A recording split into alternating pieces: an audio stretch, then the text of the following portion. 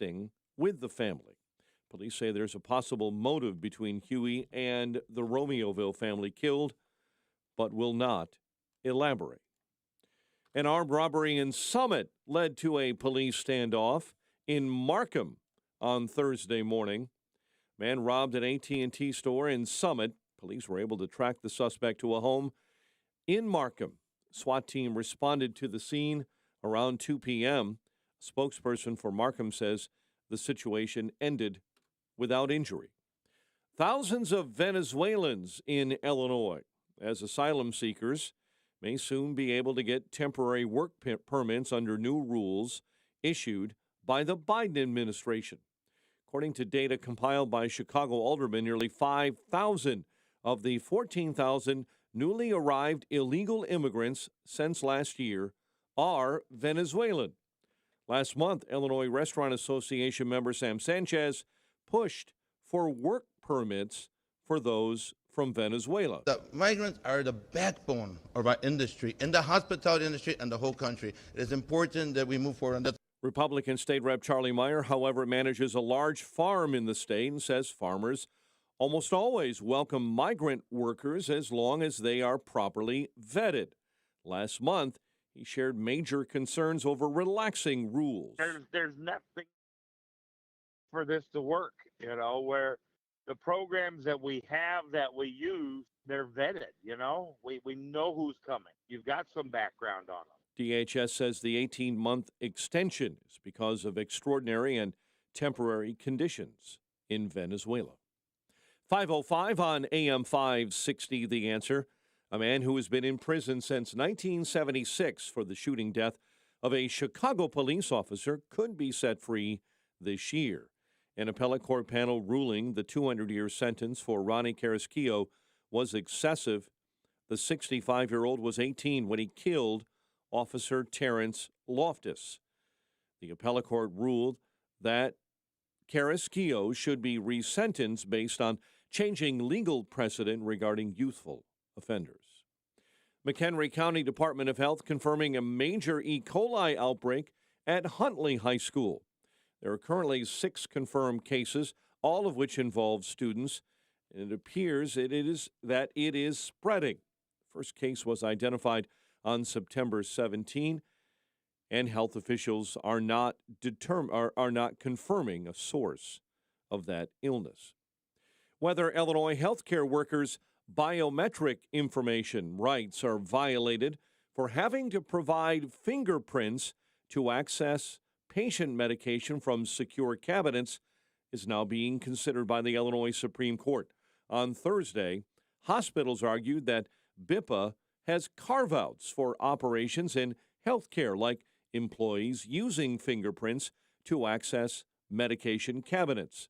Attorney Jim Zores, representing those suing Northwestern Memorial Healthcare here in the Chicago area, argue that if the healthcare industry is exempt as defendants claim, a large segment of Illinois' workforce in hospitals will have no BIPA rights. HIPAA has nothing to do with worker data.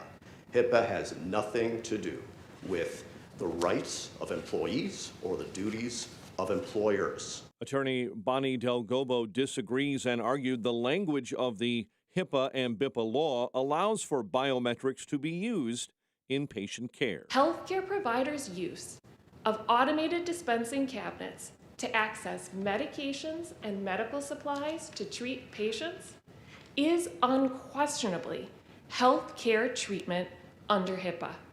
Zores argued that the Health Insurance Portability and Accountability Act only applies to patient data, not employees. Cook County helping to buy 2 hotels in order to transform them into illegal migrant homeless shelters.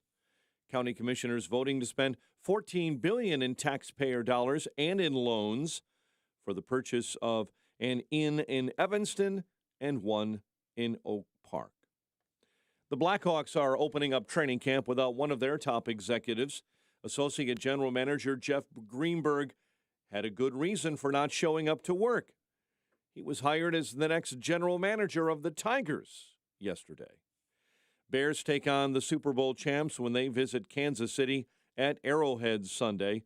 Cubs continue their free fall with an 8-6 loss to the Pirates at Wrigley Field, and a ticked-off Cubs manager David Ross says it was a bad loss. The offense is there, not a good team that just took 2 out of 3 from us, or not our caliber team, I believe. We just got to turn it around. It's on me. It's on the guys in that room. Just play a little bit better. Kyle Hendricks charged with the loss. The Cubs are now tied with Miami for the final National League wild card spot. White Sox begin a weekend series with the Red Sox at Fenway. College football tomorrow. It's a big one. Number 9, Notre Dame. Number 4, Ohio State, while Northwestern returns to Big Ten play with a game against Minnesota. The Fighting Illini have a non-conference matchup with Florida Atlantic. The News is a service of Protect and Grow with Tim Stearns. Tune in Saturdays at noon for weekly discussions to a secure retirement. A check of traffic and weather on the way next on AM 560. Freedom Summit Chicago tickets are now on sale. Join AM 560, The Answer, on November 11th at the Westin Chicago Northwest for Freedom Summit, featuring Rand Paul, Judge Janine Pirro from Fox News, Dan Proft, Amy Jacobson, Sean Thompson, and many more.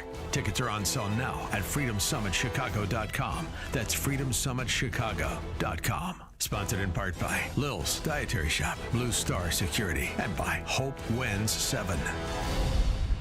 Does your business have a problem that needs fixing? Whether you need to change your financial picture, strengthen your leadership team, or help with IT management, Turnkey has solutions. Make Turnkey your small business partner and get ready to streamline success. Inflation and economic downturn don't have to impact your business with the right partner. Now until September 30th, Turnkey is offering the first and last month of services at no cost. That's right. Sign on with Turnkey for any of their IT or business solutions, and your first and last months are free.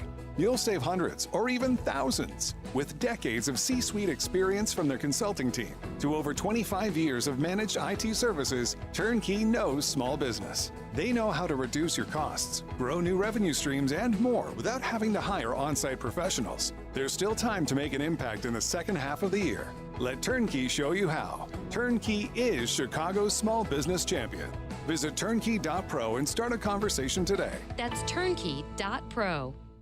Hi, this is Randy Donnelly from Donnelly Auctions in Union, Illinois, with my current want list for upcoming auctions. Guns and military items are always at the top of my list, but I have buyers for vintage automobiles and motorcycles, old gas pumps and automotive signs. Do you have pinball machines and coin-operated games like slot machines, jukeboxes? How about Coke machines and soda machines? Also, neon signs, antique phonographs and music boxes, old toys, especially science fiction and Star Wars, cowboy and Native American collections like barbershop, ice cream parlor, and saloon items. We'll take one item or an entire collection. We sell it all. Call me before you sell your items outright, because you could be leaving a fortune on the table. And you won't know until you call me at 815-923-7000 or send me an email at DonnellyAuctions.com. My job is to get you top dollar for your collections, so call me at 815-923-7000. I'm Randy Donnelly, and I'll see you at the auction. 512, quick update on the roads. We do that, of course, in the Team Hochberg Traffic Center, a service of Macy's Backstage. What will you find at Macy's Backstage? Well, here's a hint. Fall finds for $25 and under. Sharp blazers, cozy sweaters, cargo pants, jackets. Find the latest trends, new arrivals at a Macy's Backstage store near you. Just a couple of problem spots this morning in the rain. Stop-and-go traffic due to an accident. 2 left lanes blocked on northbound 55 between Renwick and Route 126. We're also watching southbound traffic on I-55. A left lane is blocked to help with that northbound crash. Again, that's southbound between Route 126 and Lockport Road. Chicago's Morning Answer with Dan and Amy starts next. AM 560 Weather Center forecast with our AccuWeather meteorologist, Steve Williams. couple of showers around this morning, otherwise partly sunny, warm day. High today 81, tonight partly cloudy, though 63, and then partly sunny for tomorrow, the high at 79. Nice day on Sunday, clouds and sun, the high 75. I'm Steve Williams on AM 560, The Answer. 67 at O'Hare, 67 Lakefront, 66 Midway, 65 in Aurora. Your next news update is at 5:30. Chicago's Morning Answer starts next on AM 560, The Answer. To say he lived an interesting life is an understatement. Father Dwight Longnecker is a Catholic convert with a fascinating story. And Saturday, October 21st, he's coming to St. James at Sagbridge Church to share his story, his insights on today's world, and a mysterious imaginary line linking 7 monasteries from Ireland to Israel. Don't miss Morning of Recollection, featuring Father Longnecker, a prolific writer, blogger at Standing on My Head, and author of numerous books including Beheading Hydra and Immortal Combat.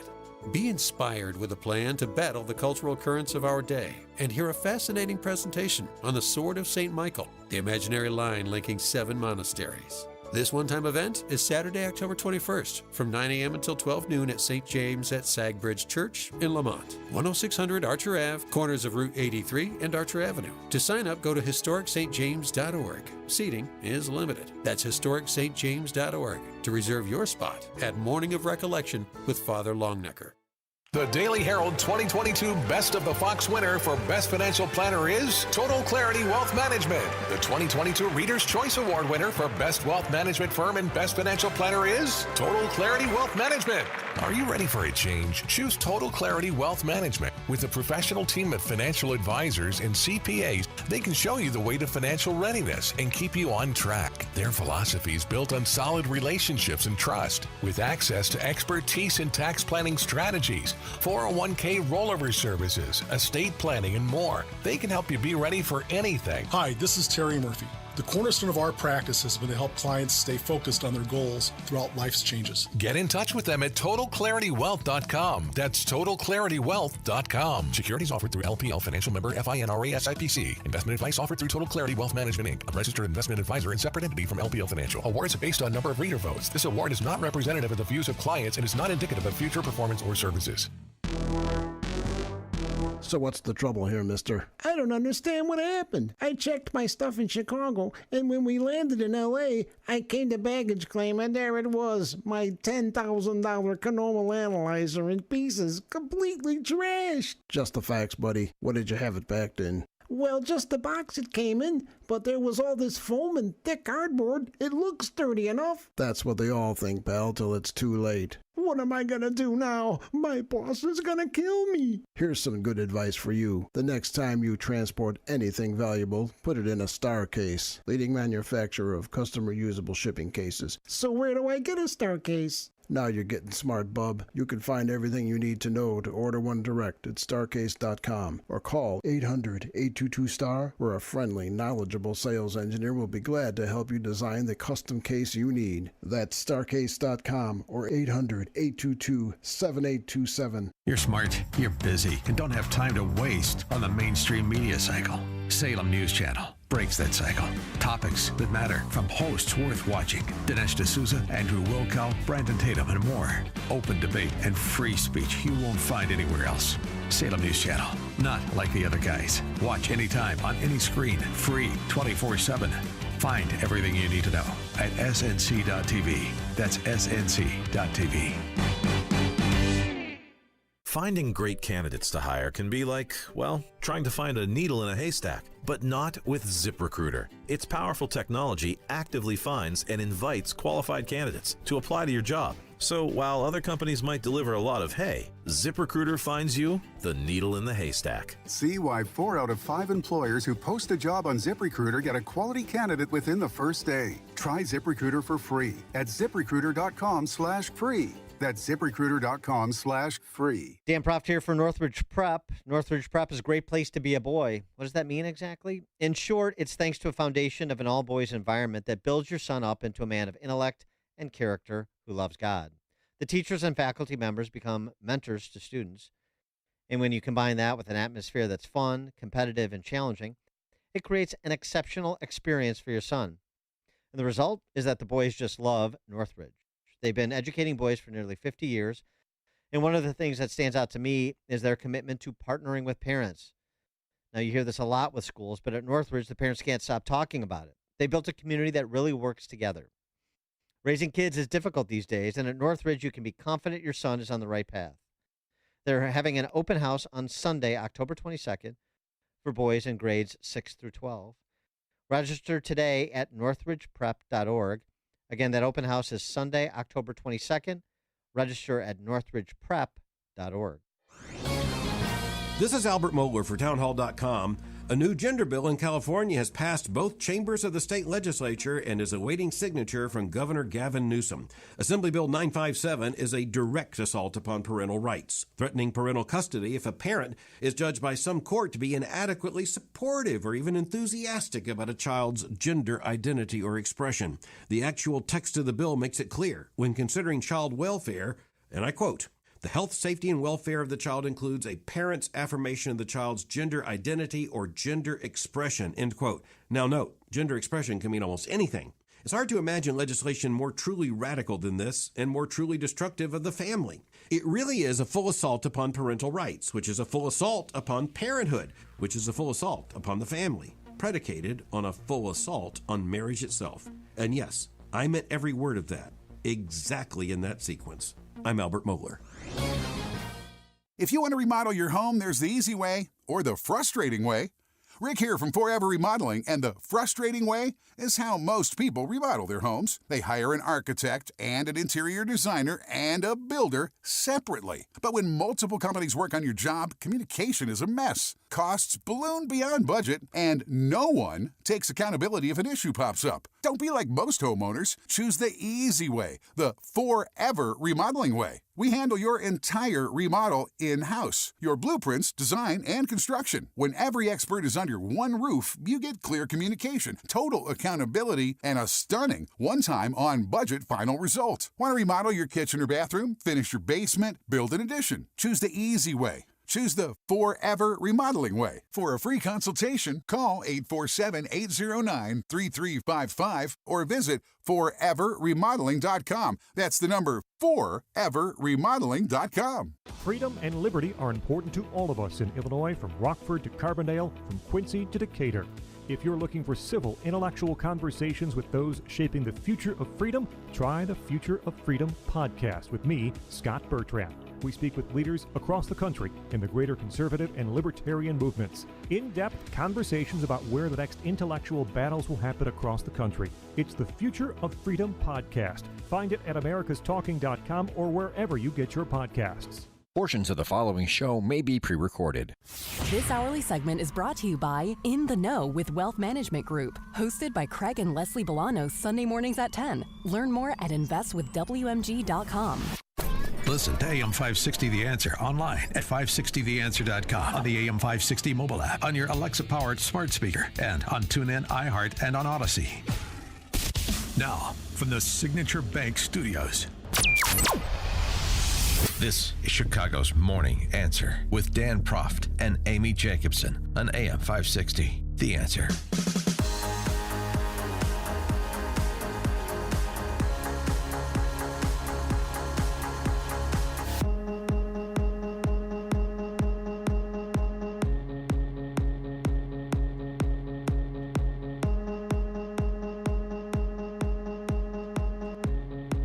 Top of the morning, Dan, and in for Amy this morning is Charles Thomas from BBC 7 political reporter. Charles. Good morning, my friend. Good morning. Always good to be here. Great to have you again. And remind us again your podcast.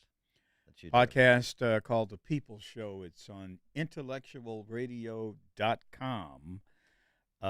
Myself and a liberal, to put it mildly, named Mark Wallace, is my partner there, and we go at it every Monday night at 7 on intellectualradio.com. Very good. Spirited conversation there. All right, so we're week one of Pritzker's Purge Law coming to the end of the week. Took effect Monday. And we've provided some anecdotes of what's happening at the county level. We county state's attorneys that opposed the purge law, the two that supported it, Kim Fox and Al Reinhardt in Lake County, Eric Reinhardt. So, for example, in McHenry County, we mentioned the other day there was 20-time an individual been arrested 20 times, spent 10 years in Illinois State Prison for home burglary, picked up in Crystal Lake, high on fentanyl, beating his head against the wall of a gas station, and given a walk. Hey, it's going to happen. I'm really concerned about what, I think it was proven in the 1990s that the so-called broken windows approach worked. Yeah, New York City. In New York City. And this no cash bail situation pretty much does away with that tool in the toolbox, so to speak. Well, we got another example. DuPage County State Attorney Bob Berlin and Hinsdale Police Chief Brian King announced that under the Pritzker Purge law, they call it the Safety Act, Chicago man charged with breaking into a Hinsdale high-end boutique shop has been released from custody pending trial. He is charged with Class X felony, actually, one count of armed violence, one count of burglary. That's a Class 2 felony. Gets the electronic monitoring device, and he's out on parole for armed robbery and aggravated battery out of Cook County. In Leafy, Hinsdale, one of the things that we tried to warn people about last year in the context of the gubernatorial election and the state legislative elections was what has been happening in Chicago and Cook County generally, where they've de facto operated under the Pritzker Purge law, will be coming to your community, will be coming to a suburb near you, like the one you live in. And in the first, again, these are anecdotes. I understand it's too soon to pour through the data and draw any sweeping conclusions. I'm not. But I'm drawing a sweeping conclusion for the high-end boutique in Hinsdale that was robbed. I'm drawing a sweeping conclusion for that business owner.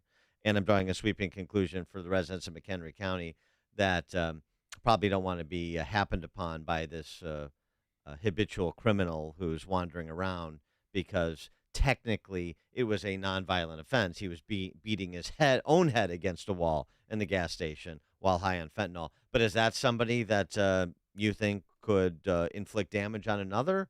Public safety risk? I would argue yes. Apparently the judge in McHenry County didn't think so. So, it's here we are again talking about when the suburbs will start to, I guess, feel the consequences of terrible public policy and perhaps decide to make a change about their representation in this state. How aware are the criminals of this situation, of what you're calling the purge law? How aware are they of this situation? When you look at I think people underestimate. Absolutely. Most criminals, they're not maybe members of Mensa, but they respond to incentives like anybody else. That you don't think they have an understanding of the risk and reward with a lot of things they do. Now, if they're not of their right mind, that's a separate category. But people that are purposefully thinking, I'm going to hit that boutique in Hinsdale. There you go. You don't think they're thinking through this at all? That's what I think that the people that write these laws don't understand. That there is actually a criminal element out there that understands the law. The whole business about shoplifting under a certain amount. Why do you think shoplifting has increased? Because people understand they aren't going to go to jail if they shoplift under a certain amount. And this is happening all over the country, not just here in Illinois, but all over the country. Another one, suburban Chicago man accused of abandoning his dead wife's body on the side of a road. I'll let you have time to insert your own joke there. I read that this morning. Abandoning his dead wife's body on the side of the road in Inverness, released on electronic monitoring during a detention hearing at the Cook County Courthouse in Rolling Meadows. Charged with failure to report an accident involving death. of course, that's not detainable. So this is in leaving a dead spouse on the side of the road, non-detainable offense. A lot of people don't know this, and yeah, electronic monitoring pending trial, but yeah. Well, I'm afraid to comment on that one. Well, in terms of his motive and whether or not he knew what. Well, let me give you the context here, because probably many a spouse has been in this position. Driving his wife in the car, they got into an argument. She removed her seatbelt, opened the door, and fell from the vehicle. I wonder if she had any help in falling from the vehicle. But anyway, that's how then he stopped the car, checked on her. She apparently was dead, and he didn't want to stick around. Yeah. So anyway, but that's a that's not a non-detainable. Non-detainable. Leaving your wife, or I assume husband. I assume it's gender equity there, that you can leave a spouse at the side of the road dead, no consequences. Or you won't. That's non-detainable. You probably get like an AO ticket or something. Yeah, we got to give this some time. We got to see what happens. I understand. And then we can I think talk about it. But I appreciate the anecdotal. Well, right. We got to give this some time, because we have to check to see if the human condition has changed at all since they passed this law, or if it's just like it was before the Pritzker Purge law. It's going to be a real riddle. Tom in Oswego. Hey, good morning, guys. I think a lot of these laws that they're enacting, or that is done intentionally. We keep saying that they don't understand what the consequence of what they're doing. I think they do. And you're talking about the lawmakers, not the lawbreakers. Yes, although yes, that's synonymous to some extent. Yeah, they know exactly what's going to happen, and they don't care. And I blame the voters, the people who keep voting these people in. I don't think the pain has gotten bad enough with people. It did for that woman left by the side of. Yeah, thanks for the call, Tom. It did for that woman by the side of the road in Inverness. Here's another one.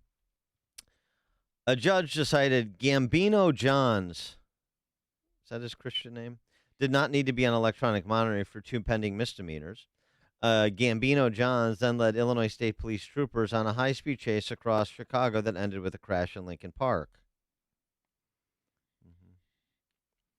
Yeah. Yeah, well, that's what I meant about one thing leads to another thing, leads to a bigger thing, leads to a bigger thing. And if you can't nip it in the bud with some of these offenders, then it just keeps growing. It's like they've taken away the court's opportunity, the discretion of the courts. If you maybe this guy, maybe you can look at the guy's juvenile record. Oh no, but you can't. That's prejudicial. Well, you have to look at things. Can a judge have that kind of discretion? That's gone. You have to That's look. gone now. Right. You have to look solely at the charges before you. No context is allowed. You have to put your blinders on.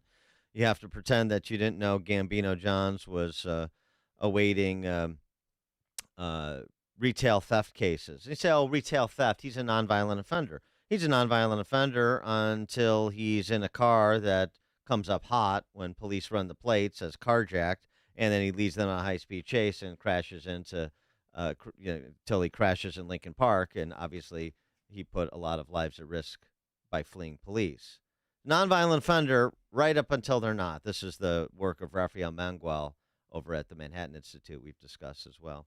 All right, coming up at 5:38, we'll take more of your calls on this, and we'll fold this into the burgeoning migrant crisis. Speaking of purposeful policy, open borders on purpose, sanctuary cities on purpose. They were not unaware of the consequences, and they did it anyway. Now we check the headlines with Mike Scott. 67 degrees, 5:32, and new details emerging this morning after the man suspected of killing a family of 4 in Romeoville died in Oklahoma. Nathaniel Huey of Streamwood was suspected in the deaths of 38-year-old Alberto Rolon and 32-year-old Zoraida Bartolome and her 2 sons. A female with a relationship to Huey was also identified as a person of interest connected to the shootings.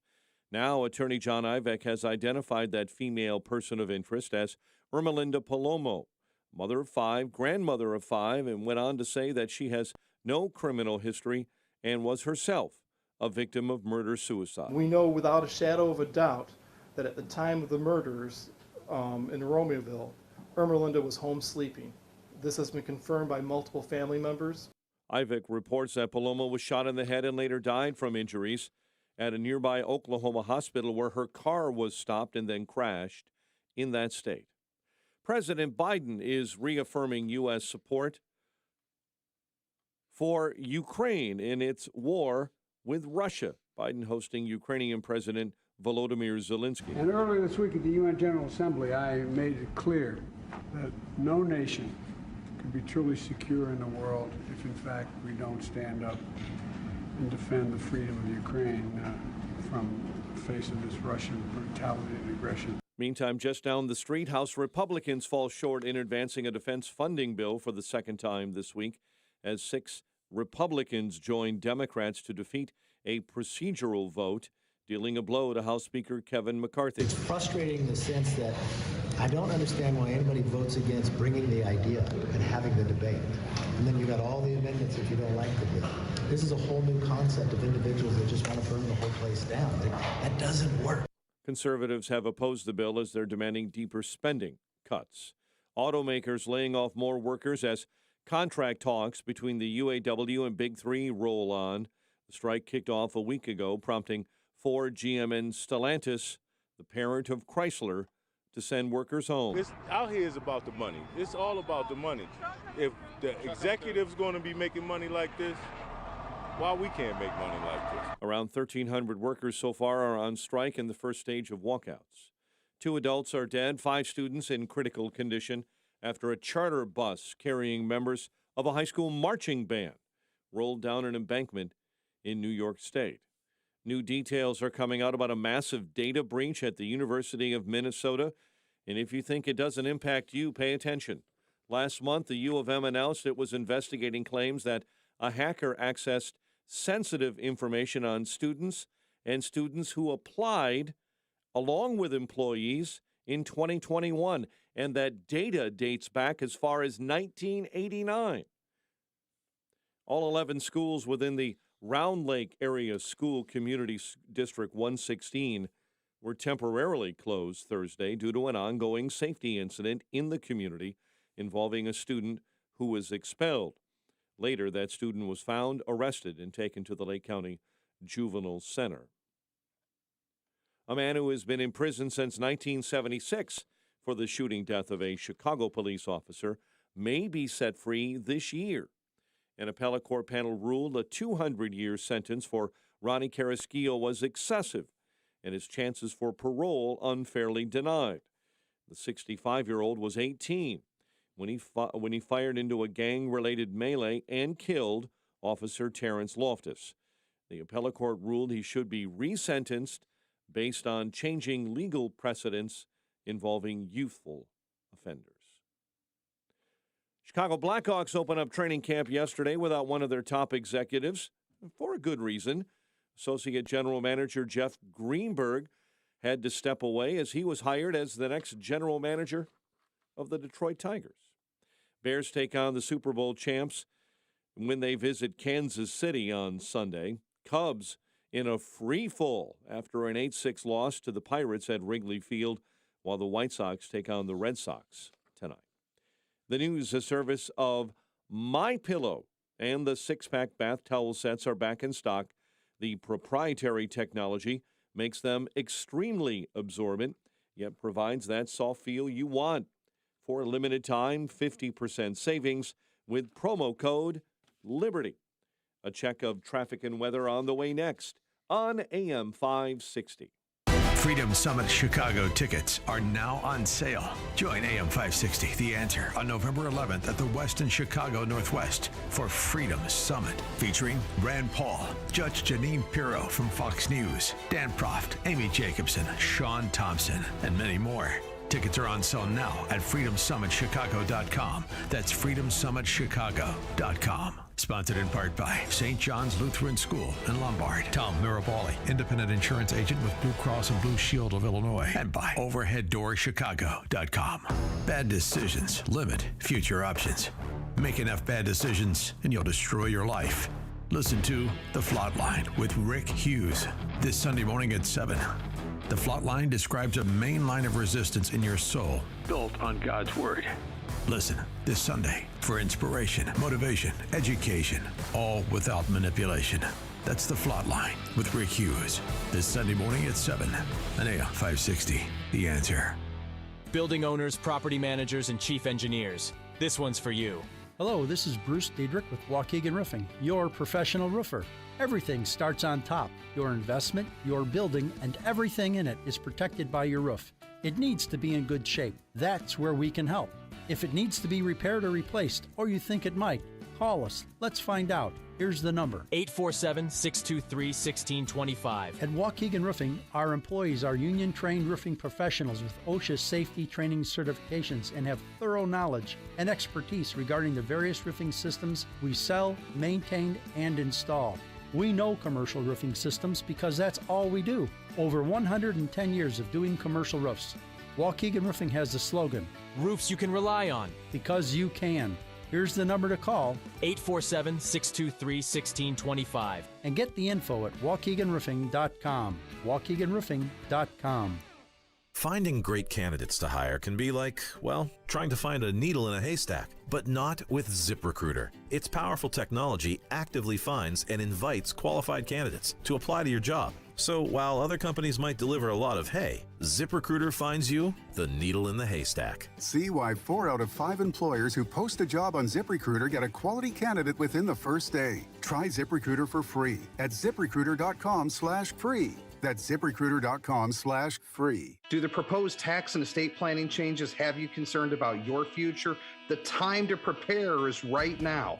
Take advantage of a no-obligation conversation with a member of the Wealth Management Group team. It's a complimentary conversation focused solely on you, your goals, and how changes can impact your family's future. Call 833-WMG-PLAN or visit investwithwmg.com. Securities and financial planning offered through LPL Financial, a registered investment advisor. Member FINRA SIPC. Exergen thermometers are a top choice of medical professionals at highly ranked hospitals across the U.S. Accuracy matters, so make Exergen the chosen thermometer for your home and family. It's 540 on AM 560, The Answer. Let's jump into Team Hochberg and the Traffic Center, a service of Health Insurance Mentors. Call Stephen Tucker today for free Medicare advice.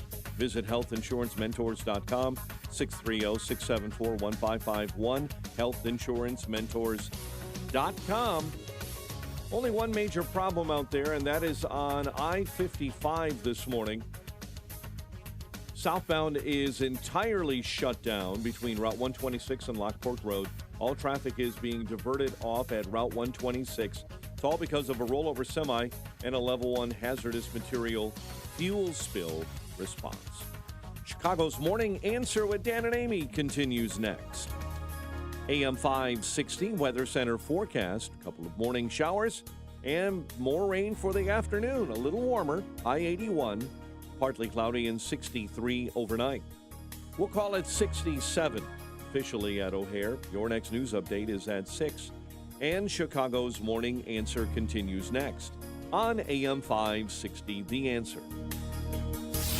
This hourly segment is brought to you by Get Down to Business with Shalom Klein, the show for business powered by Mirabali Insurance, Sunday evenings at 6. Listen to AM 560 The Answer online at 560theanswer.com, on the AM 560 mobile app, on your Alexa-powered smart speaker, and on TuneIn, iHeart, and on Odyssey.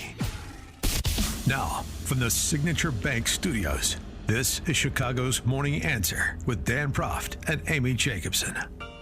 If you're looking for the latest news, insight into what it means, and the sharpest opinion, there's only one station in Chicago where you can turn, and it's this one. We're AM 560, The Answer. Top of the morning, Dan, and in for Amy J this morning, Charles Thomas, that is. Yep, that's me. That's you. We were talking about week one of the Pritzker Purge Law taking effect. Also, I just wanted to make a parenthetical remark about law enforcement. Mike Scott's been updating this horrible quadruple murder in Romeoville. Quadruple murder and I think it was like a triple caninicide. 3 dogs were murdered by someone, too. Killed by someone. Anyway, so we've given you a lot of bad examples. I also like to point out the good examples when I can. So there's 2 or 1.5. Romeoville, the mayor, John Noak, and the police communicating to the public about this has been outstanding. They've been on top of it, and they've been providing details to the public as information becomes available. They haven't hid behind this pending investigation to provide cover for dithering or anything that may be uncomfortable. I mean, it's a bizarre, in addition to a tragic story that it takes us down to Oklahoma and back, it would appear. But at least they've been communicating with the residents and the larger Chicagoland area right from the moment this happened, and that's what's appropriate. Another half of an example, Fred Waller, who is the interim police chief for CPD, biting the bullet, if you will, on the shooting that happened at Comiskey Park, and saying it was, that's on me for not stopping the game. I actually don't think that there's mea culpa that's warranted there, but at least somebody just taking center stage and in a position of authority and actually taking responsibility for something. Just being willing to stand and deliver in front of cameras and in front of the public. I still would like some resolution to that Comiskey Park shootings. Bullet come from outside the stadium, accidental discharge inside, so on and so on. So we still need answers to those questions. So that's an incomplete for Fred Waller and the CPD. But he doesn't have anything to lose here. He's out anyway. Well, that's right. But I mean, but still, just any communication. It's so easy to do what DuPage County Sheriff James Mendrick does, because nobody will call you on it except me in this city. And a shooting in Willowbrook, 22 people are shot, 1's dead, and we don't know anything about that. Still, a couple months in, we don't know the person responsible for killing that dude. We don't know anything about the context. The questions about DuPage County Sheriff's Police being on scene, what was or wasn't said, why they didn't work with local law enforcement, if they felt they were under-resourced, knowing that this gathering was going to happen. We don't know anything. So just a little compare contrast. Thought that was appropriate. Before we get to the migrants, I wanted to get to something else here too, but just because here again somebody is stepping up. Destiny Fox is a server at Gina Giorgetti's, apparently. Oh, yeah. Good restaurant. Yeah. Tipped restaurant server to mayor, that would be Destiny Fox. Don't ruin my livelihood. I'm sorry, this is what they do, is ruin your livelihoods. Unless you're in the public sector, your livelihood is not going to be positively impacted. Or, you're one of the favored sons when the contracts are being distributed. She has deep concern for her livelihood. And this here, again, is just, one of these classic tales of those running around yelling from the rooftops how they are the great protector of the working man and woman. And it turns out to be something a bit different. It was a deep concern for my livelihood, Ms. Fox writes, and the livelihoods of my friends in the city's restaurants, that I oppose Mayor Brandon Johnson's proposal to eliminate the sub-minimum wage for tipped workers. So here's how it works for those of you who don't work for tips. I do. The minimum wage in Chicago, $15.80 an hour. Servers and bartenders can be paid the sub-minimum wage of $9.48, but are still legally required to earn at least the full minimum with tips included on an hourly basis. Typically, she writes, I bring home 2 to 3 times the city's required minimum wage on an hourly basis, and I'm not an outlier. A recent survey found workers earn an average hourly wage of $28.48. So we're going to give you $15.80, and we're going to take away your ability to earn $28.48. Sound like a deal? Who determined that this needed to be fixed? What do you mean? Who determined? Why do we have to fix The betters. The betters determined. BLM Brandon and the public sector unions, the Fight for 15, and so on and so forth. SEIU, AFSCME, the teachers unions, and the politicians that sprung from their loins have decided that this is the appropriate minimum wage, and everybody needs to be included because, equity.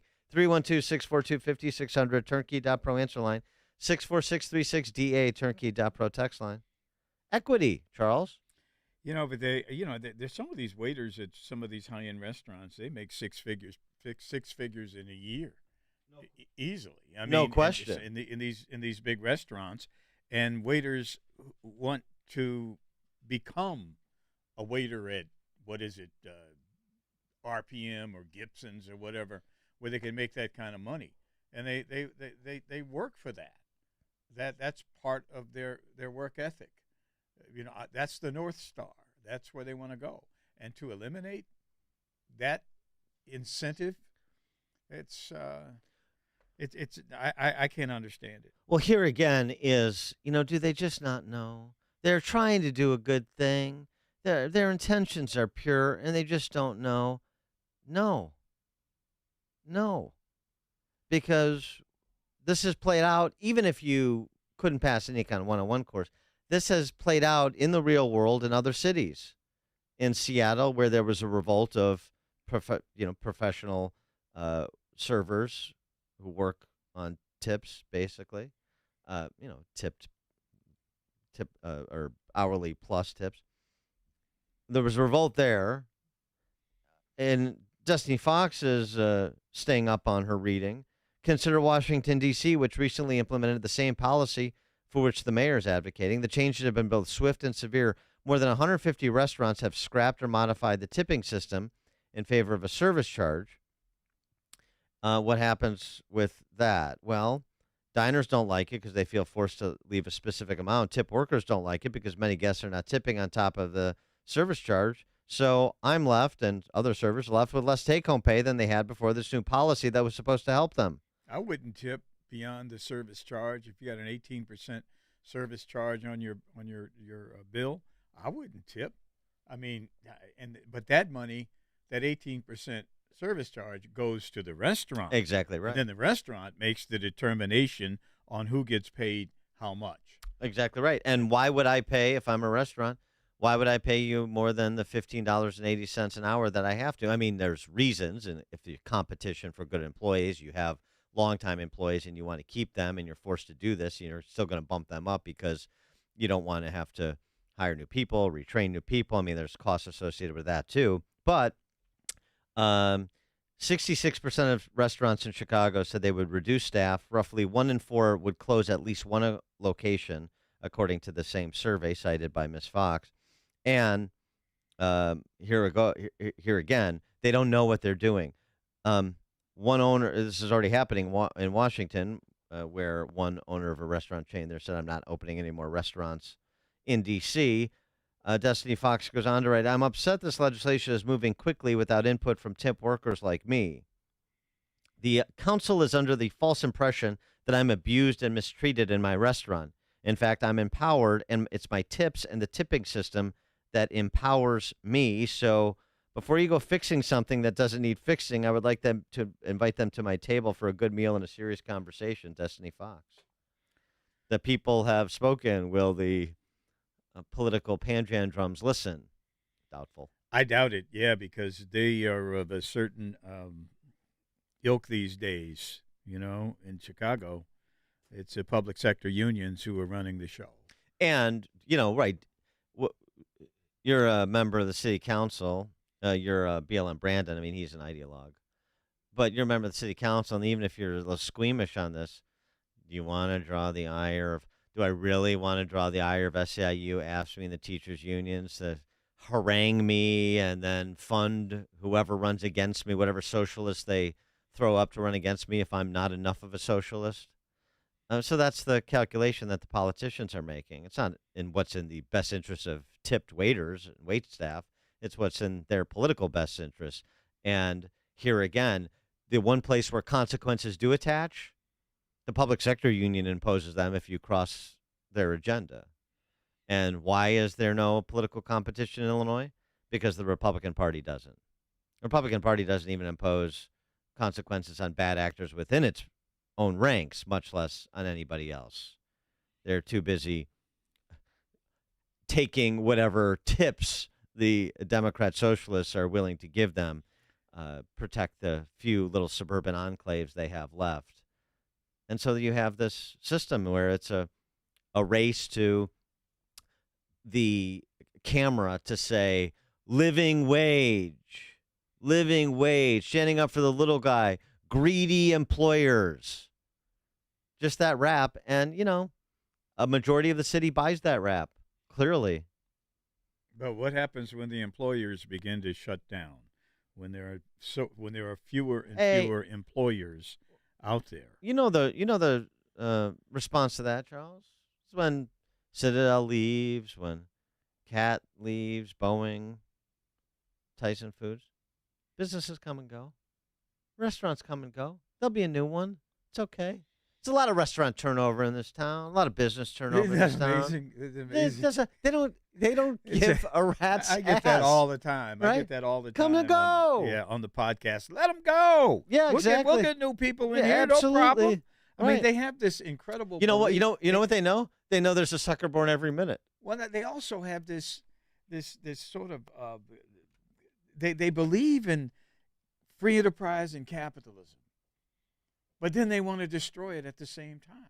Right. I mean, they believe that, boy, the marketplace will take care of itself. Well, yeah, that's true, but not if you keep screwing around with it. I believe in free I believe in free enterprise. I'm all for Brandon Johnson's city-owned grocery stores. I'm for free enterprise as long as it's the government doing it or directing it. Yeah, okay. You really have a handle on that. But I mean, this is such a classic example of what Churchill said about socialism: philosophy of failure, creed of ignorance, gospel of envy. You see all those dynamics in play here. Yeah, I know you've worked over the city-owned grocery store thing, but man, isn't that something? That's a classic, isn't it? Man, I mean, I've been in Nicaragua and Cuba, places where they've got state-owned stores. A lot of choices there. Oh man, empty shelves, craziness. You've got people. My relative, second cousin, has come up with a new barbecue sauce, and we want to get it in the new city store. Let's call the alderman. That kind of stuff. Yeah. Would happen in.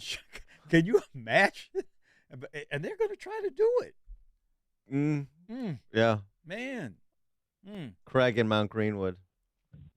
Oh, hey, good morning to Dan, and hey, your partner there, man, he's a good guy. Really like him.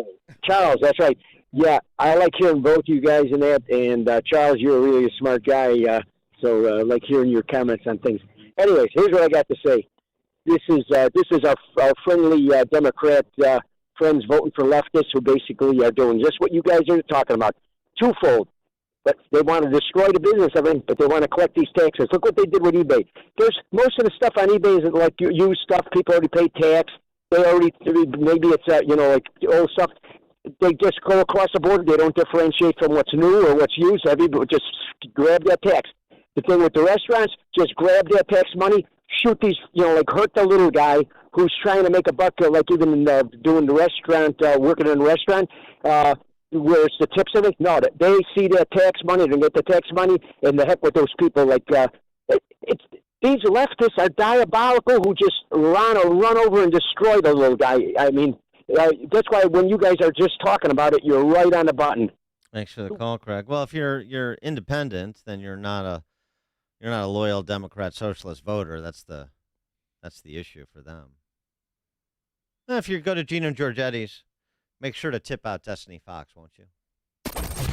This is Chicago's Morning Answer. Your show keeps me alive during the week. There's nobody I'd rather listen to between 5 and 9 in the morning than you guys. On AM 560, The Answer. Hi, this is Steve. I'm in Italy, away from my business. But I'm not worried about the office or my absence from it. I'm confident because I've got Turnkey on my side. They've helped me solve several problems for my business, so I can finally relax for a bit while I let the business work. Not only did Turnkey help with my IT problems, their expert team gave me a custom consultation that found additional profit centers in my company. They've helped me focus on a new direction for my business. It's not easy to relax when you own a business, but with our partnership with Turnkey, I feel confident, resolved, and ready to deliver. Now, I'm going to relax, have a Peroni, and depend on the direction Turnkey has helped me embrace. They can help your business too. Visit turnkey.pro to start a conversation today. That's turnkey.pro. The pros at Turnkey share your values. They know IT and they know small business. They're Chicagoland's small business champions. Visit turnkey.pro to book your appointment today. That's turnkey.pro. Men. And women. It's sometimes hard to talk about, but it takes a real toll on your life. Pelvic floor issues. What is that? Pelvic pain, rectal pain, pain with intimacy, pelvic organ prolapse, painful or loss of bladder or bowel control, overactive or underactive bladder, and constipation. Good news. Cotorinos Physical Therapy pioneered many of the physical therapy approaches to drastically change the problems you are dealing with without drugs. Strategies to fix the problem. It's time to make the call and have a conversation. 630-620-0232. Don't feel like there's nothing you can do, because there is. Pelvic floor issues can affect your sleep, your activities, and your life. Cotorinos Physical Therapy has been helping people for over 46 years. It's their specialty. They simply know more about it. They successfully treat men and women of all ages, and they can help you too. Call and ask about your issues. Cotorinos Physical Therapy, 630-620-0232. Go to pelvictreatment.com. Pelvictreatment.com. 3 Chicagoland locations. AM 560, The Answer. Coming up at 6:06, have you checked out NBC News' new news program, Drag News? Drag News on NBC5 at 6:06. Now we check the headlines with Mike Scott. A family of a woman of interest in the Romeoville murders trying to clear her name. The Bears GM says no one is panicking. And WIND Chicago News Time is 6 o'clock. Time is running out to avoid a partial government shutdown. I'm Dave Anthony, Fox News. Do I think a shutdown now is likely? Yes, I do. That's what Republican Congressman Ralph Norman just told Fox Business, though no votes are scheduled this weekend. He says Rules Committee members will be working today and tomorrow trying to figure out a government funding plan. More than being passed, we've got to have a reasonable number. We've got to stop this spending with what the Biden administration is doing, and we'll see how it turns out. Some conservatives oppose short-term funding, wanting a full budget with spending cuts that Senate Democrats do not support. House Republicans are not considering new aid for Ukraine. They and senators met with President Volodymyr Zelensky, who then went to the White House. Mr. President, we're with you. We're staying with you. Hosting President Volodymyr Zelensky here for the second time since Russia's invasion, President Biden announced another security package. More artillery, more ammunition, more anti-tank weapons, and next week, the first U.S. Abrams tanks will be delivered to Ukraine. Zelensky says the U.S. will also enhance Ukraine's air defenses.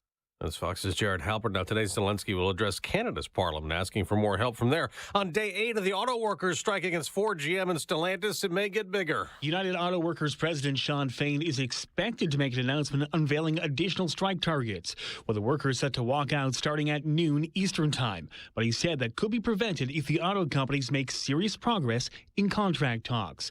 Targeted strikes began last Friday at plants in Missouri, Ohio, and Michigan. Fox's Sean Langella doesn't have a name, but a weather system will create tropical storm conditions along the Carolina coast today. We're going to see a lot of surge pushed in with this wind that is going to rapidly ramp up, we believe. We're going to get some winds maybe in that 60-mile-an-hour range. Fox meteorologist Rick Reichmuth, and what's called potential tropical cyclone 16 will move up the coast and make for a windy, rainy weekend up toward New England. America's listening to Fox News. 67 degrees. At 6:02 on AM 560, The Answer. Good morning. I'm Mike Scott. New details emerging after a man suspected of killing a family of 4 in Romeoville died in Oklahoma. Nathaniel Huey of Streamwood, suspected in the deaths of Alberto Roland, Zoraida Bartolome, and their 2 sons.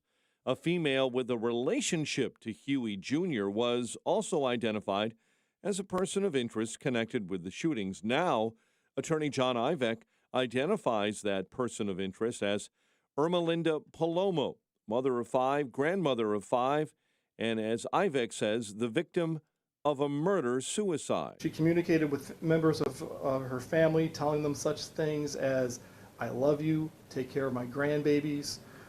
She seemed upset. Palomo had been reported missing by her family. Police say there's a possible motive now between Huey Jr. and the Romeoville family killed, but will not elaborate. Thousands of Venezuelans in Illinois as asylum seekers may soon be able to get temporary work permits under new rules issued by the Biden administration. Data compiled by Chicago aldermen say nearly 5,000 of the 14,000 newly arrived illegal immigrants since last year are Venezuelan. Last month, Illinois Restaurant Association member Sam Sanchez pushed for such work permits. The migrants are the backbone of our industry, in the hospitality industry and the whole country. It is important that we move forward on that. DHS says the 18-month extension is because of extraordinary and temporary conditions in Venezuela.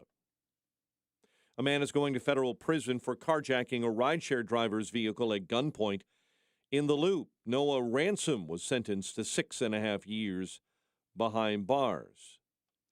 The Illinois Supreme Court is considering a case where a bicyclist in Chicago is looking to try and hold the city accountable for injuries that they received after hitting a pothole in a city street. It happened in the summer of 2019. Plaintiff Clark Alave was riding his bike on a Chicago city street, allegedly hit a large pothole, fell, and was injured.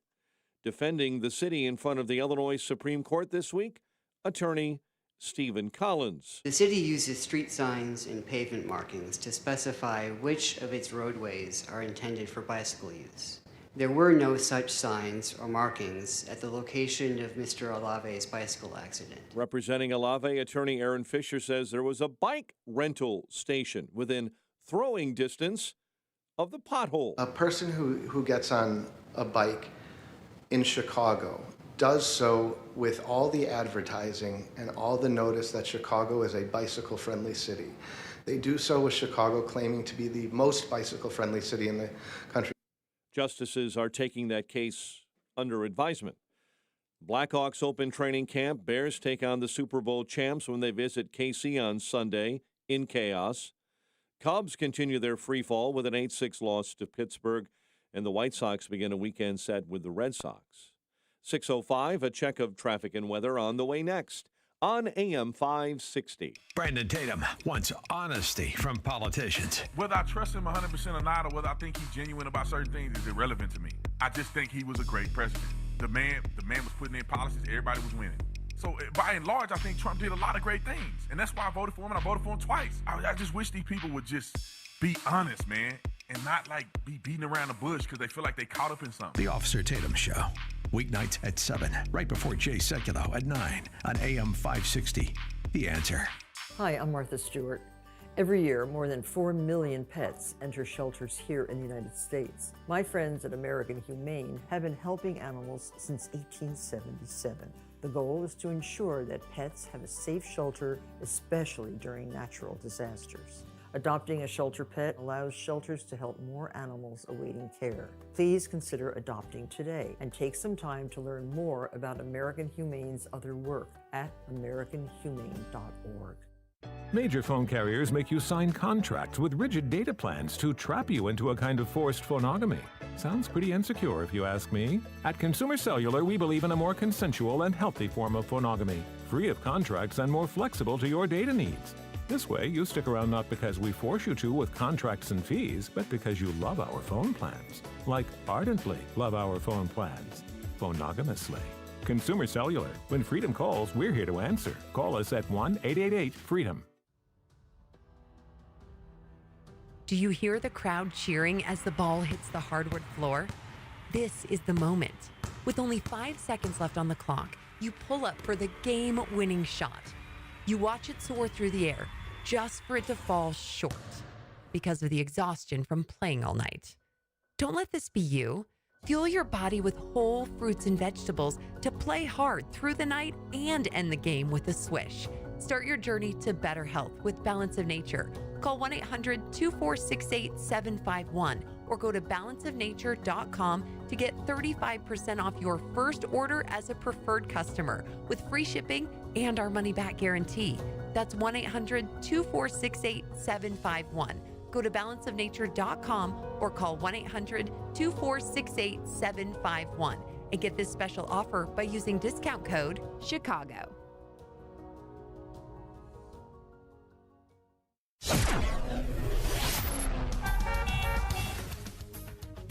.608, quick check on the roads. Team Hochberg Traffic Center time.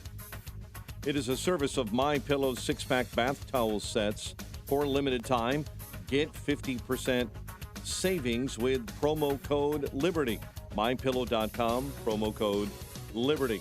Our big problem spot, I-55 southbound. It is jammed solid between Route 126 and Lockport Road.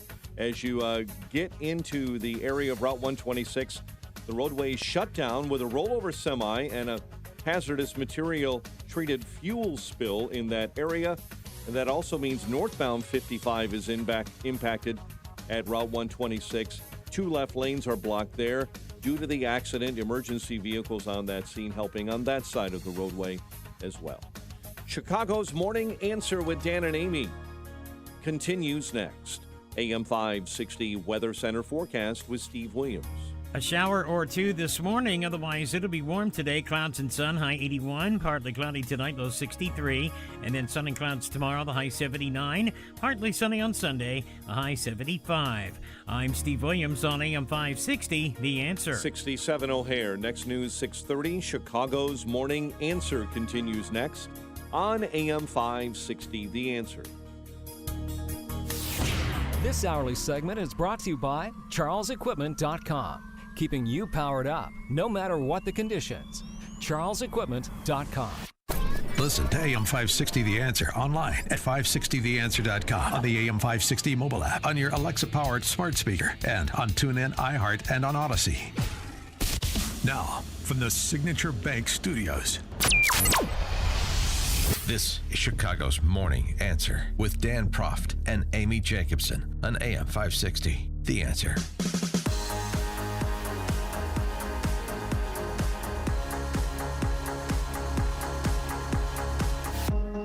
Top of the morning, Dan, and in for Amy J this morning, Charles Thomas, former ABC 7 political reporter. Got to turn your microphone on so that people can hear you.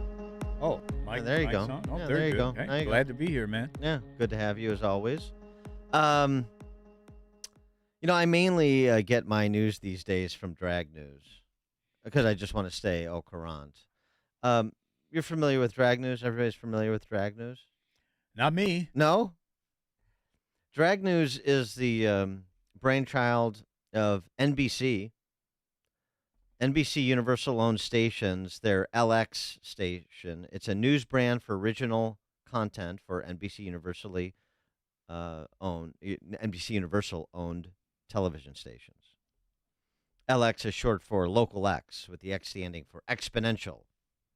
It's part of the station group's multicast division. Apparently led by that woman who got bounced from Bud Light. Anyway, if you're not familiar with it, let me introduce you. It's been around for a bit, it turns out. Let me introduce you. Here's one of the promos for Drag News. By the way, please, if you want to adjust your viewing schedules, in Chicago, you can get Drag News at on broadcast at 5.3, and your Xfinity cable, channels 342 or 1175. That's where you want to get your Drag News. This is Drag News,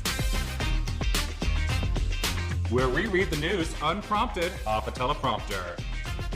New Mexico firefighters were called to deal with a bee swarm in an unexpected place. A man's car! No. Ow! An estimated 3.7 million Americans are considered doomsday preppers. What class did you teach at a prepper camp? Oh, Aerobics. wow. Aerobics. Dial it back. Wait. Now I have to do research?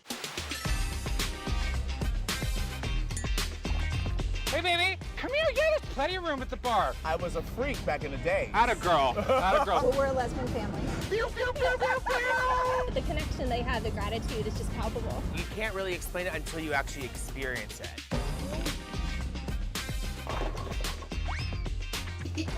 Great sound effects. How'd you get in there? Magic.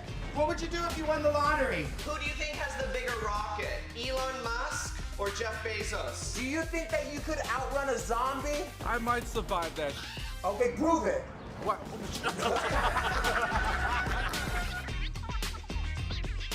It is our responsibility as drag queens. We have a microphone in our hand every single night. We're like the two old men on the balcony of the Muppets. Yes, that's exactly it. We are two old men.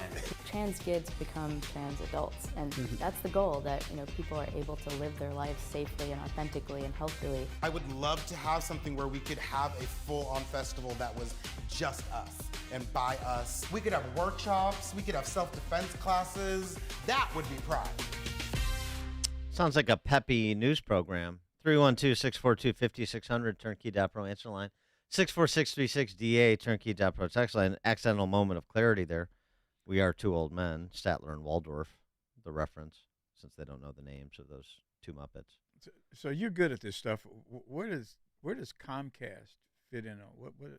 Well, I mean, part of this. There are cable providers around the country in all the major cities. But who's the boss? Is it Comcast or? Well, it's NBC Universal. It's an NBC Universal station, and Comcast is a division of that. Well, Comcast, right? Yes. Okay, because I write checks to well, people. I want to know who's who. Yeah, Comcast is Comcast owns NBC. Got it. Okay. So they're the parent company. Yeah. Yeah. Man, that is straight evil. What do you mean? It's just evil, man. I mean, it's the destruction of a culture to me. I mean, it just is. You are throwing this out there. Who's in a boardroom making the decision to do something like this? That's what I wonder. Who are the people that come up with these decisions? I've been in many an editorial meeting during my career, and just some of the things they must be talking about in editorial meetings today, I just can't imagine. Number one, I don't think I could ever work in that kind of environment. But who are the people who are making the decisions, and how are they interpreting what they're doing and connecting with American culture? Is this where we are in the United States right now? It absolutely is where we are. George in Naperville, you're on Chicago's Morning Answer. Yes, I think these drag queens would be perfect to cover our Chicago professional sports teams here because they're a joke. All right, George. Some of the talent, and again, sometimes the news can be a drag. You see what they did there. But it doesn't have to be drag news. 2 p.m. I guess it's 2 p.m. Chicago time on Mondays, if that's still the dedicated slot for drag news. Some of the talent here, you want to include these in all of your local news celebrities, like an Allison Rosati. Now, she's not part of this because she's a woman, just to be clear. But I did wonder where Ron Majors wandered off to, and maybe I'll tell you, he bears a striking resemblance to Chandelier. I mean, really? I got to tell you. I got to tell you. Yeah, I see that. Yeah, you see? Yeah, man. I haven't heard from him lately, and maybe maybe he's found something post ABC 7. See, I was when he said I'm going to work on new and exciting projects. I had no idea. Some of the others, Peaches Iman Cummings is New York City's newest and juiciest rising star. That's how you were referred to when you came to ABC7. You were the newest and juiciest star of ABC7 News, Juiciest. Charles Thomas. So, the ironies. I mean, it's just history repeating itself. Peaches Iman Cummings is the drag daughter of renowned activist and drag legend Marty Gould Cummings. So this is a Yeah. Is it daughterism or it's not nepotism? This is some like the. This is acceptable. This is like the Lester Holt, Stefan Holt nepotism, the Ponce family The Ponce nepotism. family This is acceptable. For drag. Yeah. What Peaches Iman Cummings? What's she going to do with her platform at Drag News? She's going to focus on highlighting black queens in the city's seemingly monochromatic nightlife scene. Black queens. That's her focus. She's into black queens. So Yes. She wants other black drag queens. He is into. He is into Wait, highlighting now, wait a black minute, queens. Wait, hold, stop. You got to be careful about misgendering people. No, Dan. well, that's a. I mean, this is is it a he or this a is she? This is a dude. But do drag queens own up to being dudes? Well, you heard Or the do- two. You heard the two when they compare themselves to Statler and Waldorf. Say, yeah, we're like two old men. We are Okay. two old men. So they own up to being dudes. I don't know. It's confusing. I have a difficult time keeping track as well. Why don't you just call them they? Chandelier / Ron Majors is his favorite experiences in drag include performing with Caroline Ray, drag racing on Jackass, dancing to the Spice Girls on stage with James Corden, performing for Gwyneth Paltrow on her birthday, and handing out grilled cheeses to starving runway models during New York Fashion Week. I didn't know Ron Majors got around like that. Well, He's got a lot of celebrity friends. Britta Filter. These are all the New York talent. And we're still efforting on the Chicago talent, or maybe it's just New York pumped in. I don't know, but we deserve to have our own local drag news celebrities, don't we? Do we have some now? I mean, well, it's difficult to tell. I mean, I don't know. There's no the physical appearance requirement to be on television news has been suspended. It's like being a flight attendant. well, I barely watch it, so Yeah. I don't really know who's on there now. But I don't recognize a lot of the people who are on there. I never heard of them before, but and certainly haven't asked what their gender is. I mean, I don't think you can do that anymore, or can you? You can ask, but they can.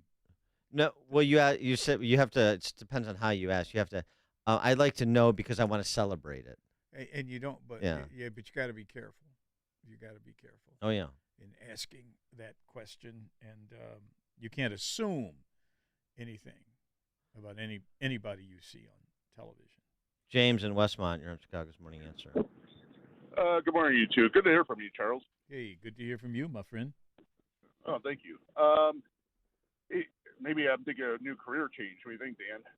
But Well, how is this? you always wanted to break into the news biz, so here's your chance. Yeah, right. How is this any worse than what's on the news now? I think this might be a somewhat startling improvement. I mean, because have you tried to watch it? I haven't watched the news. Like Charles, I haven't watched the news in forever. Well, if you don't watch, I mean, local news. here's the thing about it: if you don't watch local news, then you can't keep up on where residential kitchen fires occur, and that's why you need to watch. Yeah. You need it, and you need to know what happened in the Bears game. 8 hours earlier. That's why you watch the local news. I mean, it's not for news reporting. You watch it for like, I guess the one attractive meteorologist that's left, Tom Skilling. Larry in Elmhurst. Hey, good morning. Hey, what you could do is house all the illegals, the Haitians, and the Venezuelans that are coming over here in droves, and have the drag queens perform for them. Have no cops around, and let's see how that turns out. Thanks for the call, Larry. You asked who is making these decisions, Charles. Well, yeah, I'm just stupefied by that. I have no idea. the same people that made the decisions at Anheuser-Busch, or I guess it's InBev now. The same people that made the decisions at InBev, the same people that made the decisions at NBC, the same people that made the decisions at the razor company Braun. Have you seen this? Braun Series X, Series 10? I don't know. Series X hybrid trimmers. Ad posted on the bottom of the company's website, shirtless man with scar lines under his nipples using the product to shave his face. This is, clearly somebody who's teeming with hormones. Well, with testosterone you had shots.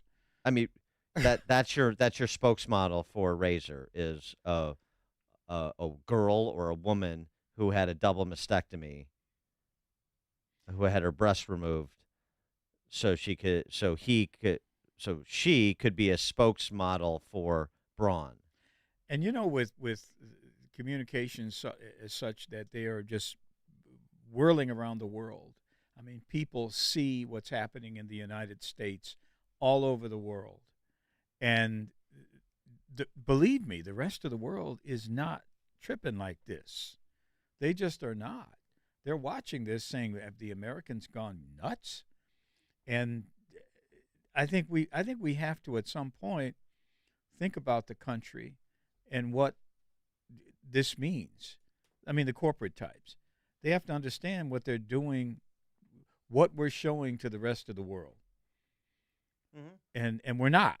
It seems like they don't care anymore what we're showing to the rest of the world. It's like when Kamala Harris goes to Africa and tells people that, well, no, we're not going to do business with you because you are violating human rights because you don't do transgenderism or drag queens.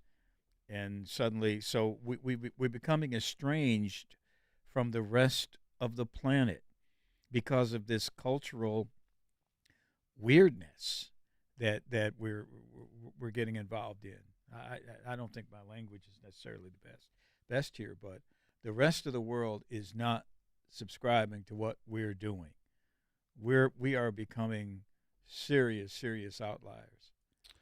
When you're watching someone destroy themselves, you either want to interrupt to help them change course, or you just want to stay away so they don't contaminate you.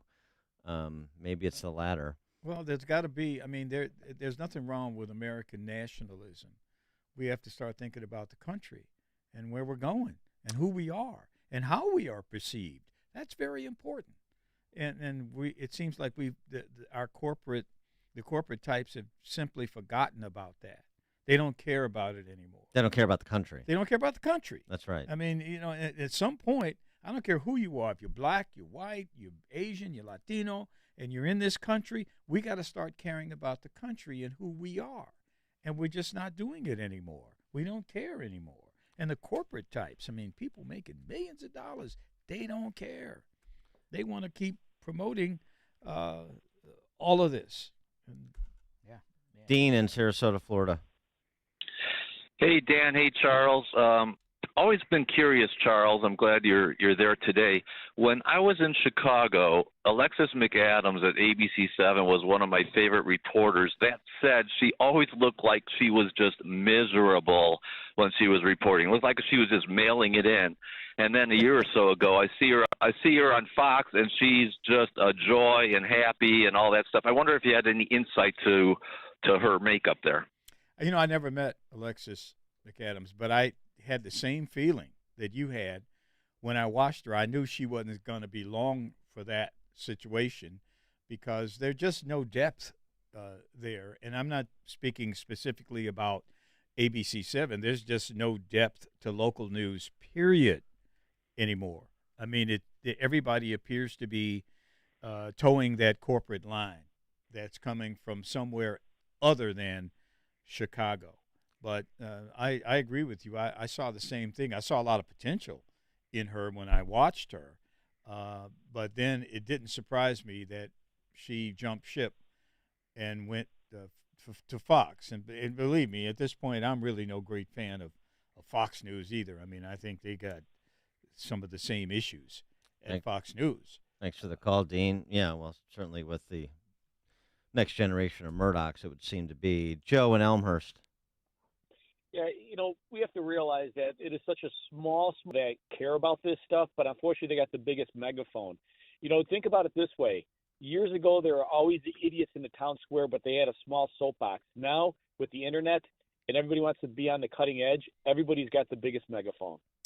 Well, right. Thanks for the call. Right. I mean, that's the whole point.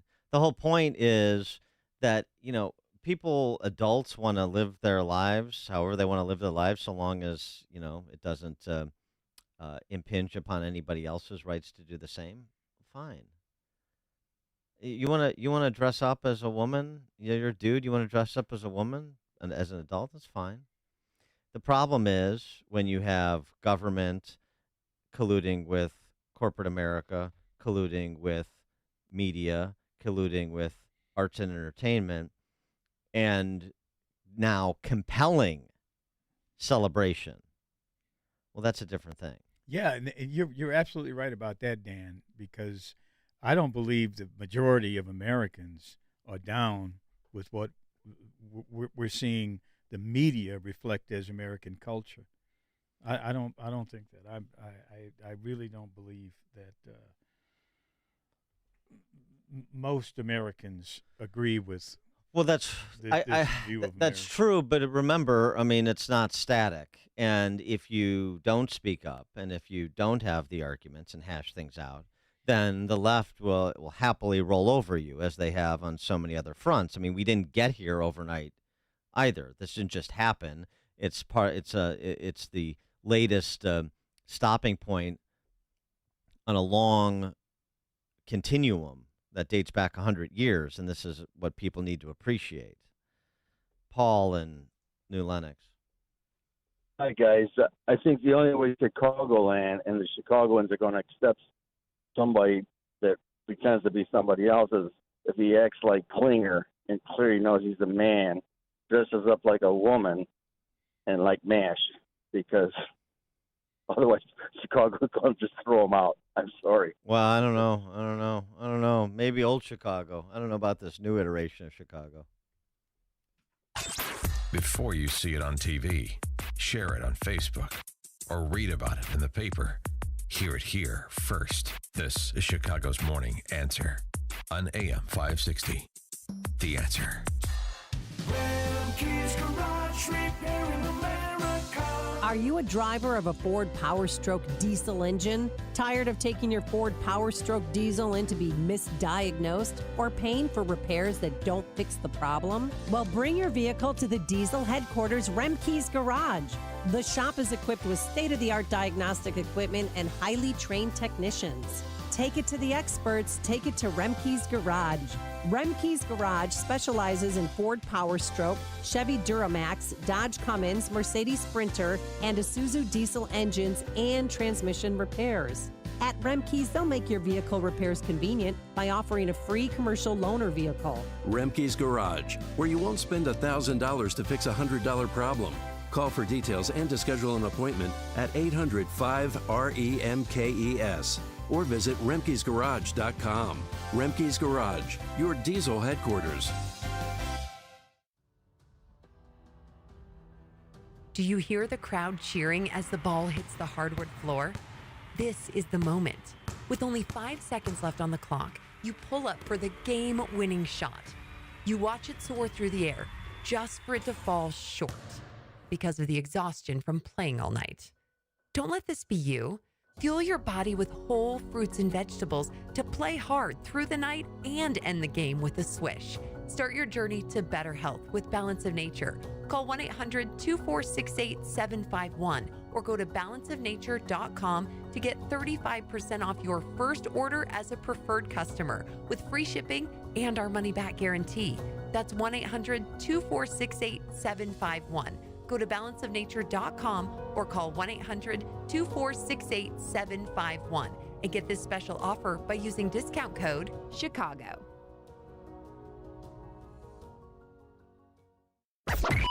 AM 560, The Answer. Dan and Charles Thomas in for Amy J this morning, coming up at 6:36. Can't we do better than tense in Chicago? Now we check the headlines with Mike Scott. 67 degrees at 6:32. Manhunt is over this morning for a convicted Missouri child sex offender who apparently escaped custody. St. Louis County Police posted on social media overnight that Tommy Boyd had been captured. He had been serving 30 years for enticement of a child. UAW strike against Detroit's Big Three may be expanding today. United Auto Workers President Shawn Fain is expected to make an announcement unveiling additional strike targets, with the workers set to walk out starting at noon Eastern Time. But he said that could be prevented if the auto companies make serious progress in contract talks. Targeted strikes began last Friday at plants in Missouri, Ohio, and Michigan, rather than across all the company's plants. That strategy means only about 13,000 of the union's 146,000 hourly workers are on strike so far. A Ford spokesman said this week the automaker is making contingency plans to handle additional challenges if the strike expands, as negotiations appear to be making little progress. Sean Langell, Fox News. UAW President Shawn Fain going after GOP presidential candidate Tim Scott over the senator's comments about striking workers. Fain says Scott violated federal labor law when he praised Ronald Reagan's firing of thousands of striking air traffic controllers in 1981. During a campaign event on Monday, Scott apparently said, "You strike, you're fired." Negotiators for striking Hollywood writers and major TV and film studios will meet again today after failing to come to a deal over a pay raise and the use of artificial intelligence yesterday. The White House defending its border policies as illegal migrant crossings are surging. The mayor of Eagle Pass, Texas, Rolando Salinas, is calling for more backing and action from the federal government. We need to do something to control the situation. This is not normal. It is not normal for thousands of people to simply be walking in a line without consequence.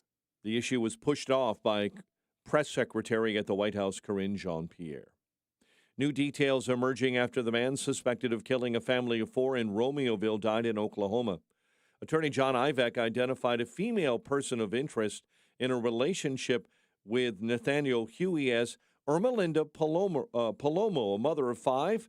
He went on to say that she has no criminal history and she herself became the victim of a murder-suicide. She communicated with members of her family, telling them such things as, "I love you, take care of my grandbabies."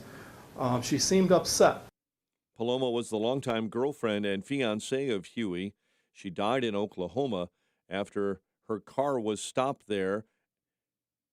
Palomo had been reported missing by her family, and the attorney said she had stopped texting them.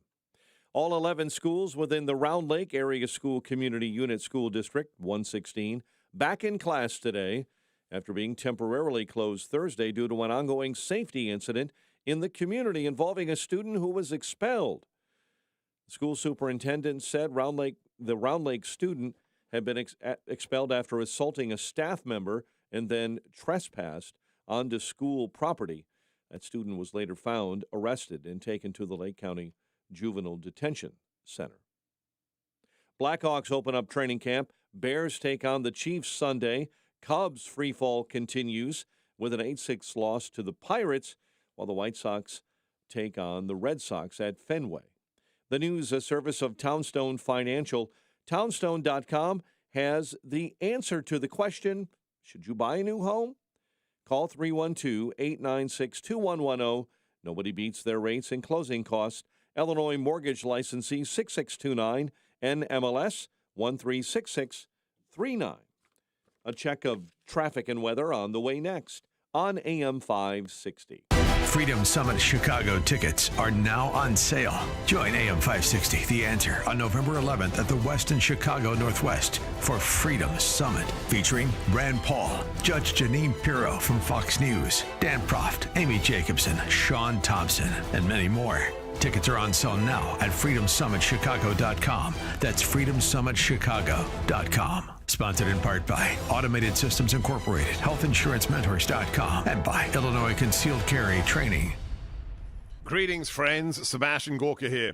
You've probably been hearing my colleagues and I talking about investing with YRefi for a while. you may have some questions. So let's review. It's true, you can earn up to 10.25% fixed rate of return.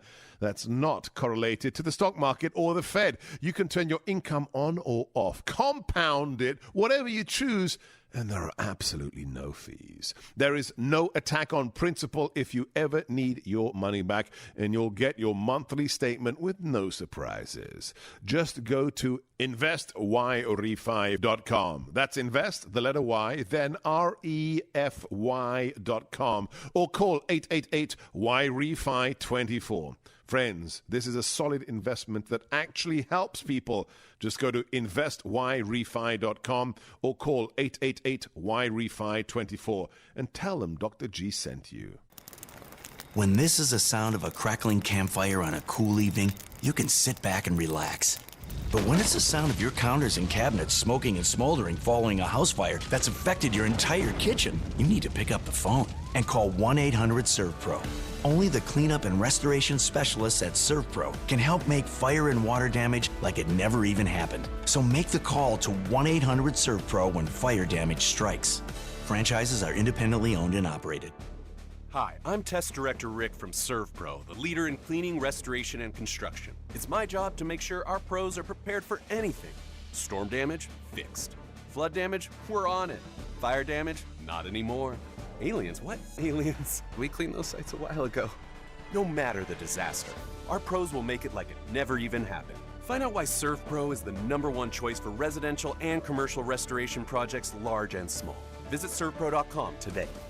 Cardiologists at Oxford University discovered that classical music lowers blood pressure, and September is Classical Music Month. So put on some Mozart or perhaps a little Beethoven, but if classic music isn't your jam, maybe you prefer classic rock like me. I have another suggestion for you. 120 Life, a functional juice drink made with natural ingredients like tart cherries, cranberries, and beetroot. It's what I reach for when the Marxist mafia gets my blood boiling, which is every day. It's delicious, it's easy, it works fast. 120 Life helps lower blood pressure and will help you stay hydrated as well. You can check it out at 120life.com. That's 120life.com. It's a great website for information and helpful resources to help manage high blood pressure. And for your convenience, you can try their 2-week trial pack with money-back guarantee. Use coupon code LIBERTY at checkout for 15% off your order plus free shipping. Try 120 Life today at 120life.com. Tell them Sean Thompson sent you. So whether it's through Music Beats or Beetroot or even Beethoven, it's all about getting your blood pressure under control. Exergen thermometers are a top choice of medical professionals at highly ranked hospitals across the U.S. Accuracy matters, so make Exergen the chosen thermometer for your home and family. 6:39,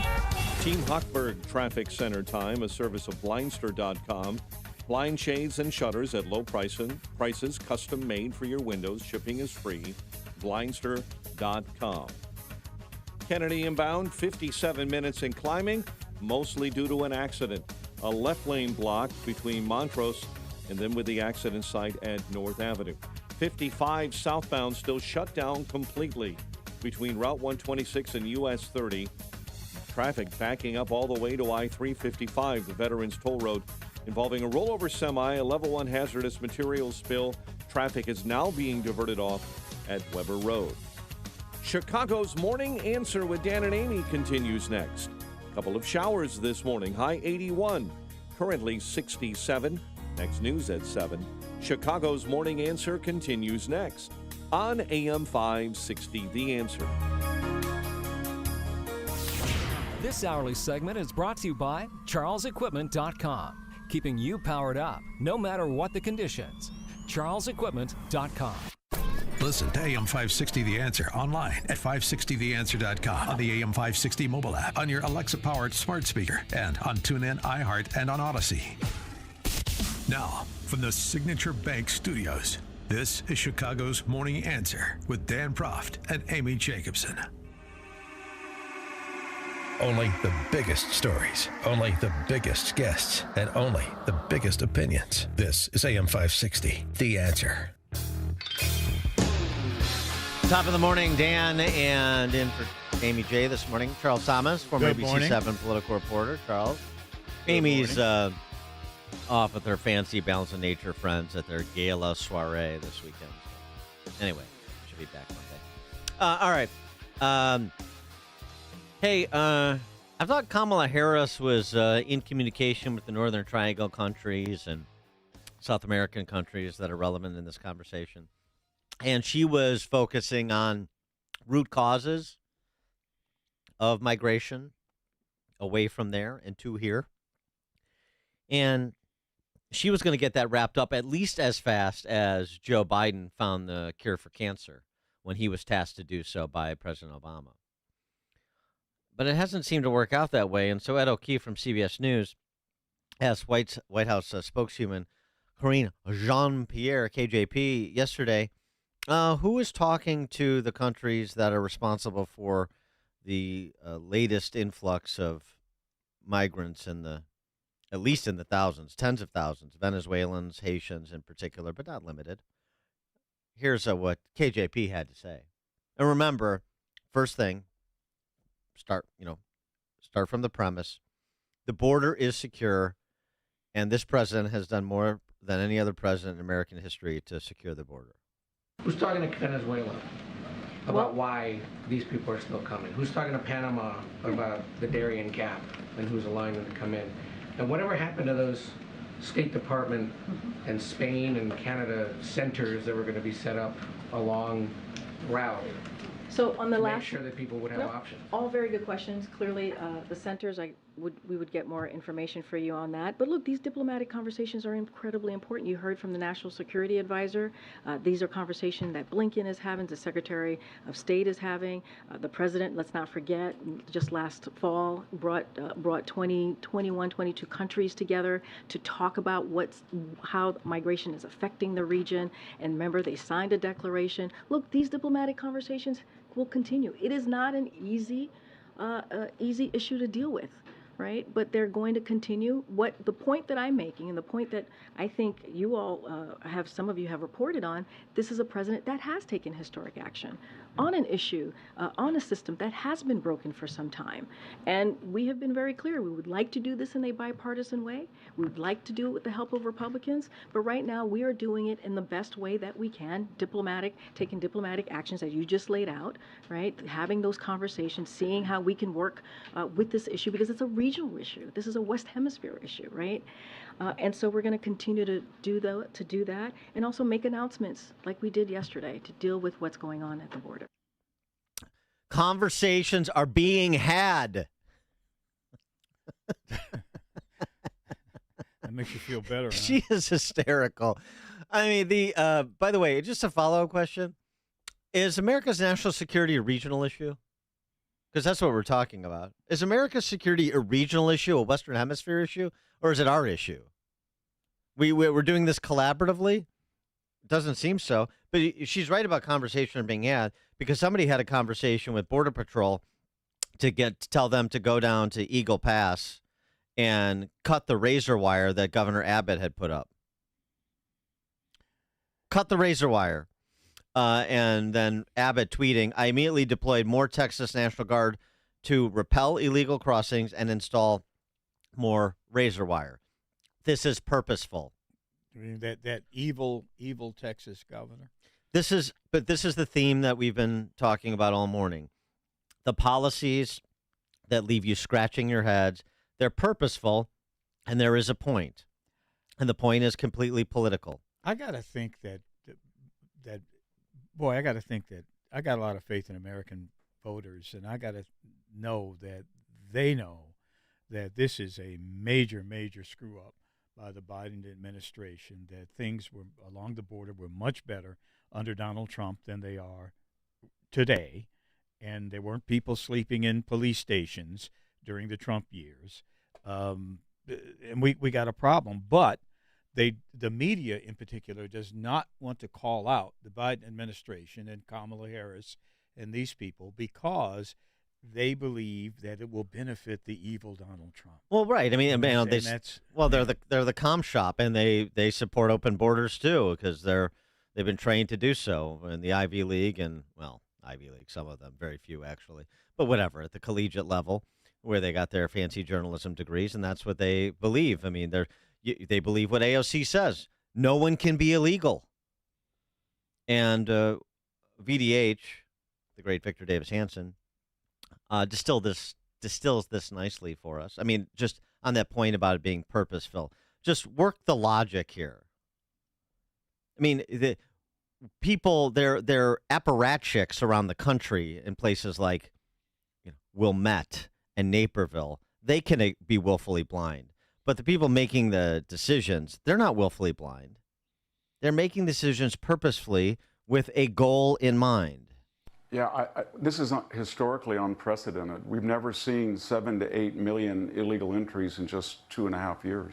We can't even use the word border. It doesn't exist. It's been erased. There is no border.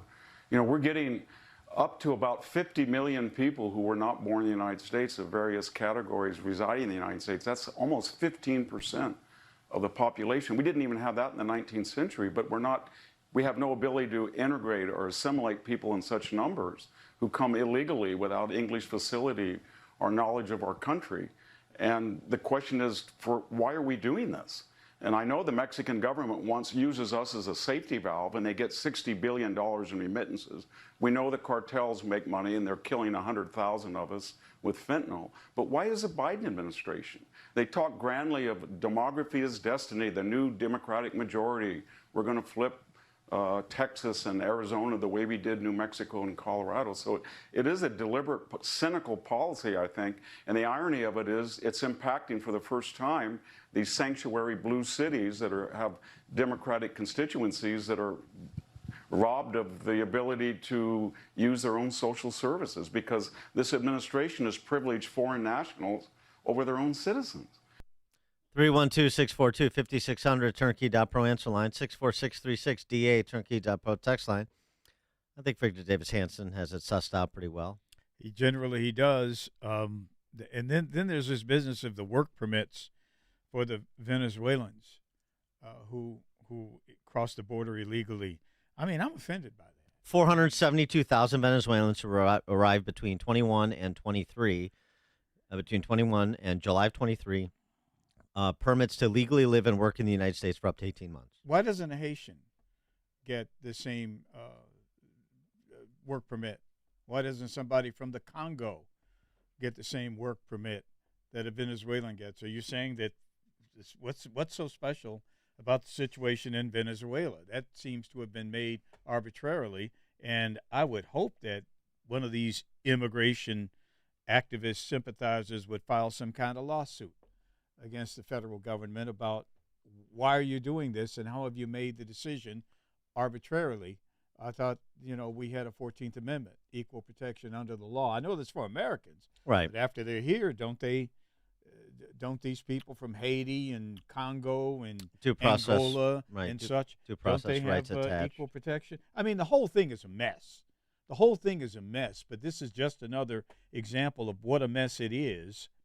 And how the Democrats who play this they're the great defenders of equity are, again, it's all on paper. It's nothing real. And it's all based on political calculations. Absolutely. Political calculations that are electoral in nature, not, what's feasible in nature. It's what's in our best interest electorally. That's what I mean when I say political calculations. And by the way, ironies abound here.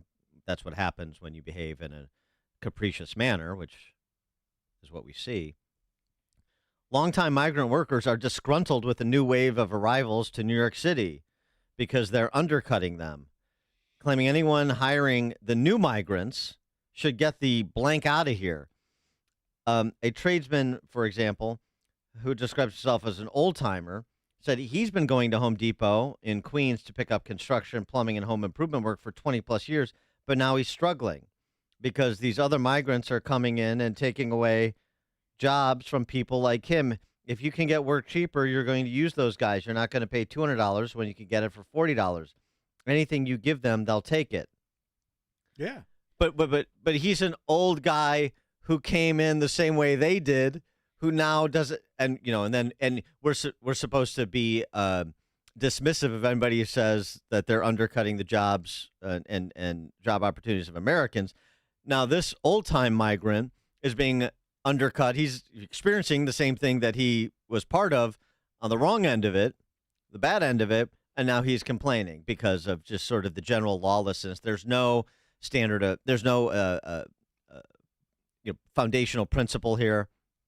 This is just, Hobbesian state of nature stuff, basically. But when he came in, there were at least some controls. Well, I At least understand, some but controls. I mean, you're still talking about somebody who came into this country. A lot of people came into this country illegally. Now complaining about people coming into this country illegally.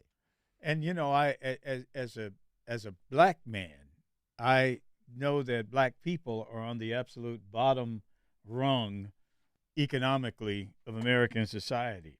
We should be out front of resisting illegal immigration as it comes into the country, but instead we are co-opted by the Democrat Party to the point where we are out front of as the most loyal constituency of that party. We are out in front supporting the Biden administration and its misdeeds as they apply to immigration.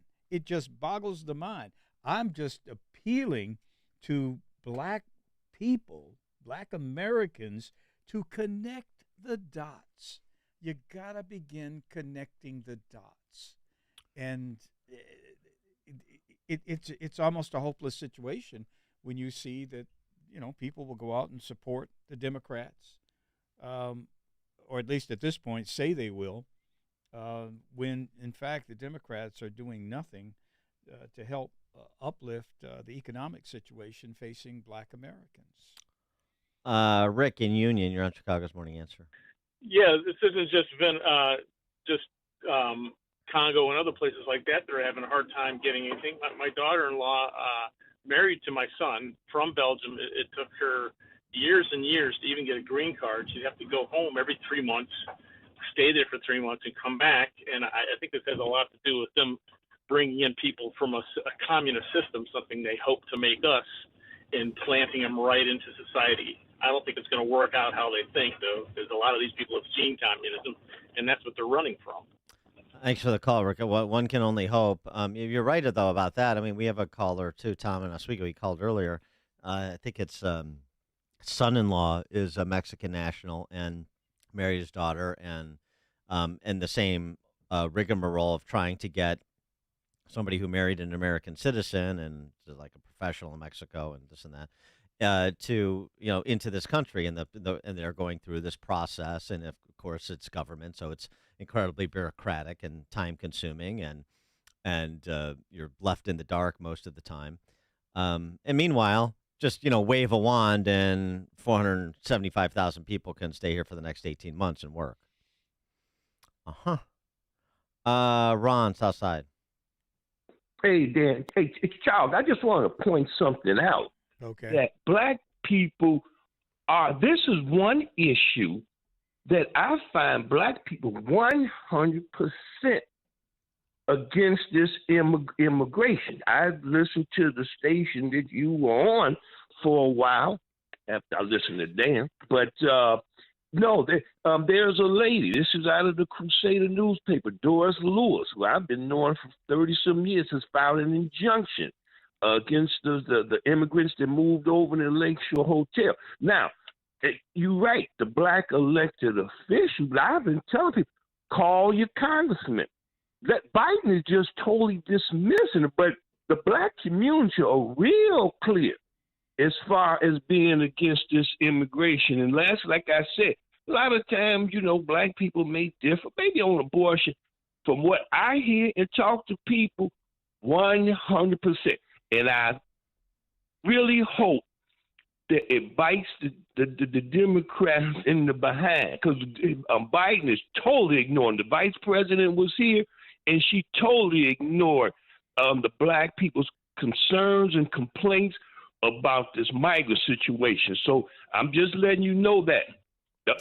We are speaking up against it. I've been in some of the demonstrations against it. So I just wanted to point that out. Well, you don't have to point it out to me. I just want them to connect that dot on Election Day. Well, right. And not the ballot box. And not just call your congressman. How about call your alderman? Because half of the $500 million budget deficit for the city this year relates to the money being spent on migrants and on things like tent cities. So how about call your alderman, too, and say, are you going to let a couple of socialists like Andre Vasquez and Carlos Ramirez Rosa run the show here at our expense? How about that question to all the black aldermen in the city, since the mayor's not listening? Connect with Dan and Amy on the AM 560 The Answer mobile app. Just text the word app to 64636 to download the app today. Do you hear the crowd cheering as the ball hits the hardwood floor? This is the moment. With only 5 seconds left on the clock, you pull up for the game-winning shot. You watch it soar through the air, just for it to fall short because of the exhaustion from playing all night. Don't let this be you. Fuel your body with whole fruits and vegetables to play hard through the night and end the game with a swish. Start your journey to better health with Balance of Nature. Call 1-800-246-8751 or go to balanceofnature.com to get 35% off your first order as a preferred customer with free shipping and our money-back guarantee. That's 1-800-246-8751. Go to balanceofnature.com or call 1-800-246-8751 and get this special offer by using discount code CHICAGO. We all know Joe Biden isn't getting the job done and too often is making things worse. That's conservative business leader Doug Burgum, one of America's most successful governors. Raised with small-town values, Burgum built a billion-dollar company, creating thousands of jobs. As governor of North Dakota, Doug Burgum cut taxes, balanced the budget, and helped pass term limits. Where we come from, when something isn't working, you stop and you try something new. That's common sense. Joe Biden has got to go. As president, Doug Burgum will unleash American energy and end Biden's inflation. He'll secure the border to stop the flow of illegal drugs, and Burgum will rebuild our military to win the Cold War with China. Do you believe that the economy, energy, and national security are critical to our nation's future? Remember, that's why I'm running for president. Best of America PAC paid for and is responsible for the content of this advertising. Not authorized by any candidate or candidates committee. www.bestofamericapac.com. AM 560, The Answer. Coming up at 7:07, we'll continue this discussion about the border and roll it into a larger discussion about POTUS 2024 with Scott McKay from the Hayride, contributing editor at American Spectator. Scott McKay at 7:07. Now we check the headlines with Mike Scott. Family of a woman of interest in the Romeoville murders trying to clear her name. Cook County helping buy hotels to be transformed into homeless shelters. The Bears say no one is panicking. However, they meet the Chiefs on Sunday as the Cubs lose to the Pirates. WIND Chicago News Time, 7. They have 9 days left to fund the government. I'm Dave Anthony, Fox News. Here's the problem with the government shutdown. It cost the taxpayers billions of dollars for the disruption. So Republican Senator Steve Daines tells Fox, we should put the pain on members of Congress. If you can't get the budget bills passed, suspend their pay until they get it passed. Now, some House Republicans refuse to approve short-term funding for October, wanting a full budget instead. Congressman Ralph Norman tells Fox Business, if we can agree on the 12 appropriations, we can do it. And yes, we can pass it. It's just going to take working night and day. But I'll tell you this, your family businesses work night and day. Republicans also want spending cuts Senate Democrats do not support. GOP lawmakers also do not plan to approve new funding for Ukraine. President Volodymyr Zelensky asked for it, meeting with Congress. President Biden did provide military aid when they met at the White House. And will continue to provide humanitarian aid to help millions of innocents suffering from Russia's aggression. And what they've done to your children is just criminal. And amid a big surge of illegal border crossings this week, 10,000 migrants on Wednesday alone, the president blamed Republicans, saying they spent 4 years gutting the immigration system under my predecessor. They continue to undermine our border security today, blocking bipartisan reform. Fox's Alexandria Hoff reports Eagle Pass, Texas has been hit hardest this week. A state of emergency has been declared due to thousands of migrants being forced to camp under a bridge as an overflow location. Here's the city's mayor. Here at Eagle Pass, we feel abandoned. We shouldn't have to be dealing with this. This is a federal issue. It's day 8 of the auto workers strike. I'm hoping Ford's does the right thing and they get something worked out and negotiated and we all get ready to go back to work. But if there's no deal? Then I guess we'll be striking a little longer. He talked to Fox Business Network's Grady Trimble at a Ford plant in Wayne, Michigan. If there's no progress in talks today, the union warns it could expand the strike. America's listening. 67 degrees at 7:02 on AM 560. The Answer. Good morning. I'm Mike Scott. New details emerging after the man suspected of killing a family of 4 in Romeoville died in Oklahoma. A female in relationship with Nathaniel Huey Jr. has also been identified as a person of interest connected to the shootings. However, attorney John Ivek has identified that female person of interest as Ermelinda Palomo, going on to say she has no criminal history and was herself a victim in a murder-suicide. We know without a shadow of a doubt that at the time in Romeoville, Ermelinda was home sleeping. This has been confirmed by multiple family members. Police say there's a possible motive between Huey Jr. and the Romeoville family, but are not elaborating. An armed robbery in Summit led to a police standoff in Markham on Thursday. Man robbed an AT&T store. Police were able to track the suspect to a home in Markham.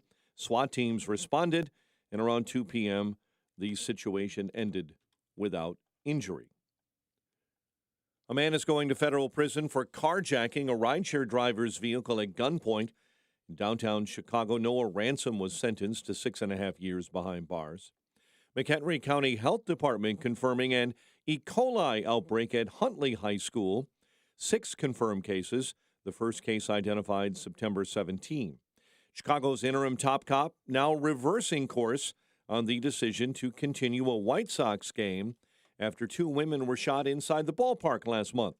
Speaking to the Sun-Times, interim CPD Superintendent Fred Waller says the August 25th game should have been stopped or at least delayed.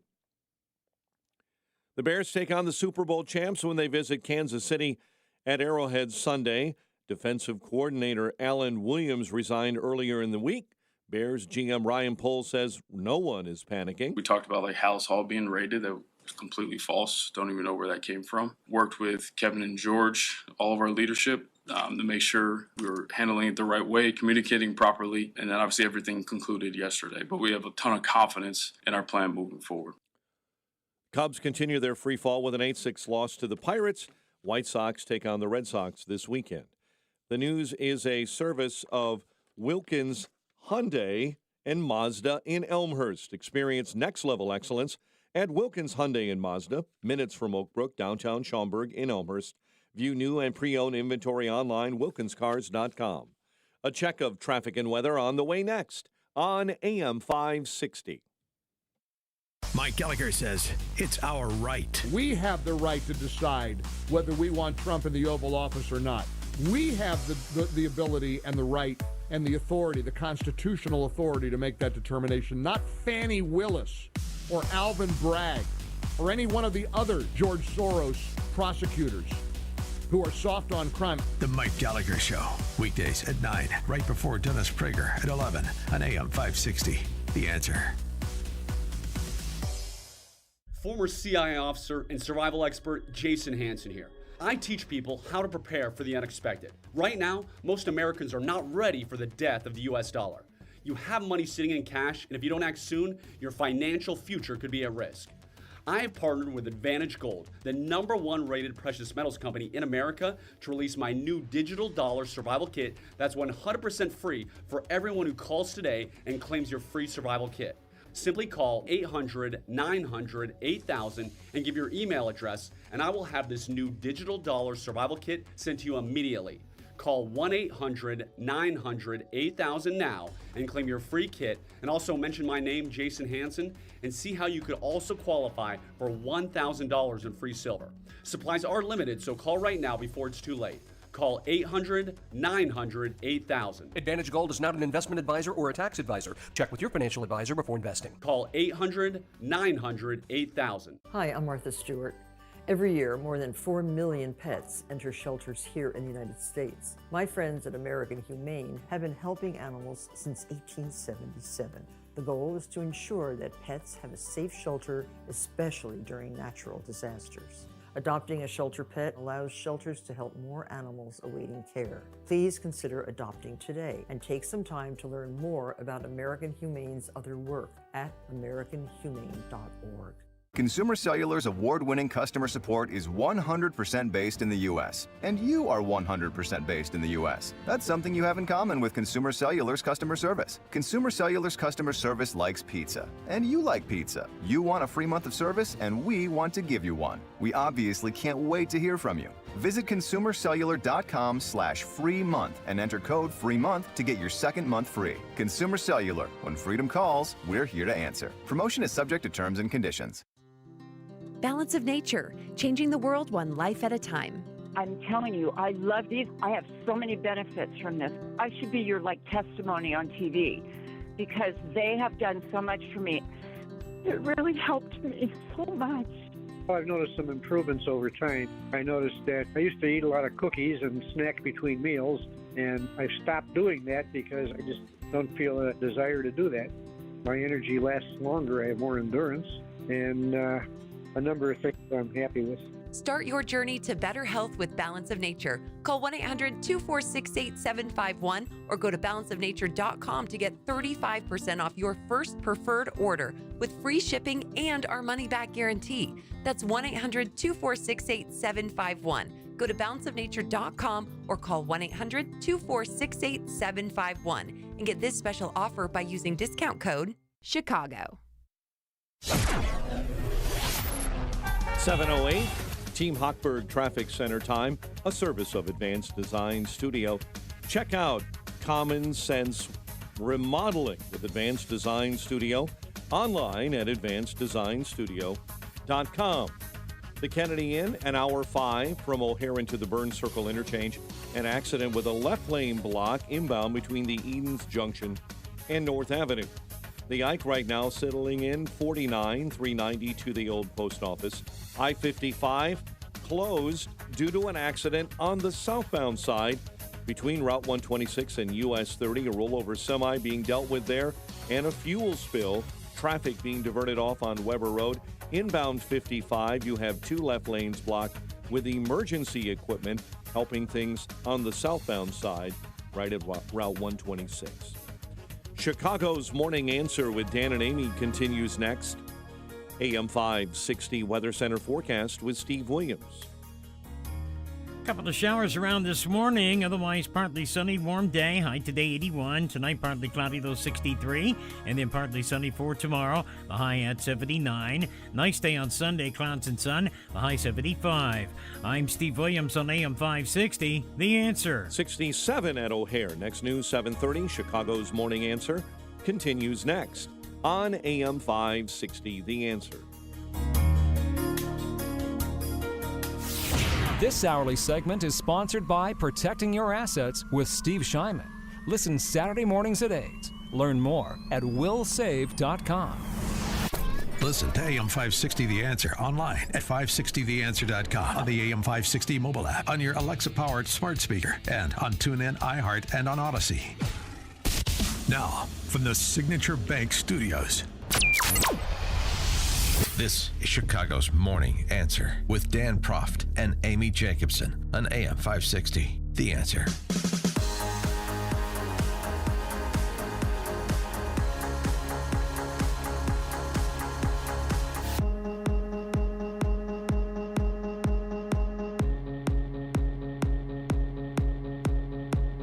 Top of the morning, Dan, and in for Amy J this morning, former ABC 7 political reporter Charles Thomas. Good morning. Charles, you remember the Paul Harvey "So God Made a Farmer" ad that Ram trucks used in the Super Bowl a few years back? Mm-hmm. Memorable, right? That narration and then just sort of the imagery of the trucks and other sort of American touchstones. Well, Trump is out with a new ad that's similar to that.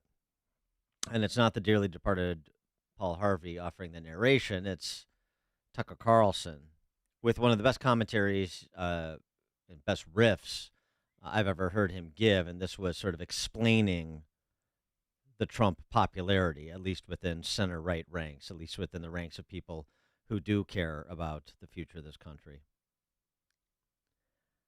So think about that Paul Harvey ad that everybody saw, and maybe you've seen the Trump ad, but if you haven't, it's the same sort of thing. It's the imagery of, Trump as presented as sort of a strong figure, Trump at rallies, Trump, a celebratory atmosphere, and other American touchstones. Millions of Americans sincerely love Donald Trump. They love him in spite of everything they've heard. They love him often in spite of himself. They love Donald Trump because no one else loves them. The country they built, the country their ancestors fought for over hundreds of years, has left them to die in their unfashionable little towns, mocked and despised by the sneering half-wits with finance degrees but no actual skills who seem to run everything all of a sudden. Whatever Donald Trump's faults, he is better than the rest of the people in charge. At least he doesn't hate them for their weakness.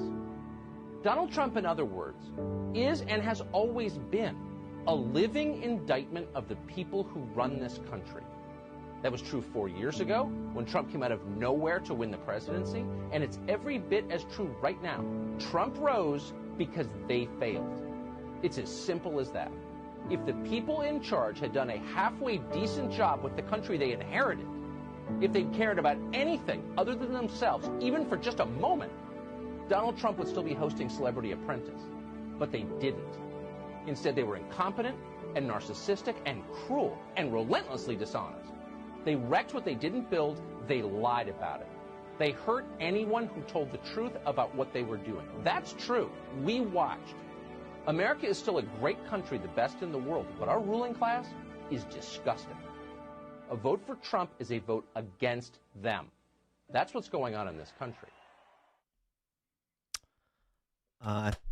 Yeah, there you go. Charles Thomas is clapping. I'm clapping. And you know what? I want to see the same kind of ad, the same approach at the dispossessed urban population. Mm-hmm. And I think it can work. You can, because I believe that rural America and dispossessed urban America, the so-called underclass, have the same struggle. And I'll give it to the rural community. Yeah. They figured it out. They figured it out, and they found their populist hero. But we've got to convince that people, particularly black people, my people, have the same problems: education, jobs. It doesn't take everything. It doesn't take much, addition to that commentary. And when Tucker Carlson says little unfashionable towns, that the sneer at people living in their little unfashionable towns, all you'd have to do is say little unfashionable neighborhoods too. That's right. Because it is the same. The parallel is perfect. And you look at something like the drug crisis that black folks have said for years. It's only us. It's only us. We're the one. No, now right. Same situation exists in rural America. And when you talk about people living in farm towns, farmers, they got the same problems. Their schools are being closed. They can't find teachers for their schools. I mean, basically, the whole riddle here is how to unify those disparate demographics that are experiencing the same struggles, challenges, antagonisms from the government, and then how to isolate these awfuls in the suburbs that are the proximate cause of most of our problems. I'm talking about angry white leftist females. And check it out. And why then? It makes it so clear why they always talk about race. Because they want to divide us. Right. That's what they're trying to do. They're trying to divide us. And we got to be smarter than this. Well, the other thing that ad points up, and that distillation of Trump, is why Trump is going to be the nominee. And I, again, as I've said any number of times, I'm a big Ron DeSantis fan. I'm a Florida resident. He's done an incredible job. I think he's a talented guy, and the campaign has not gone anywhere. In fact, it's in reverse. And it doesn't seem like there's any sort of angle, any sort of option to improve conditions, no matter how he performs in next month's debate, or next week's debate, I should say, with all the other, also rans on stage with him. It's just, this is not how, where things are and how things are going.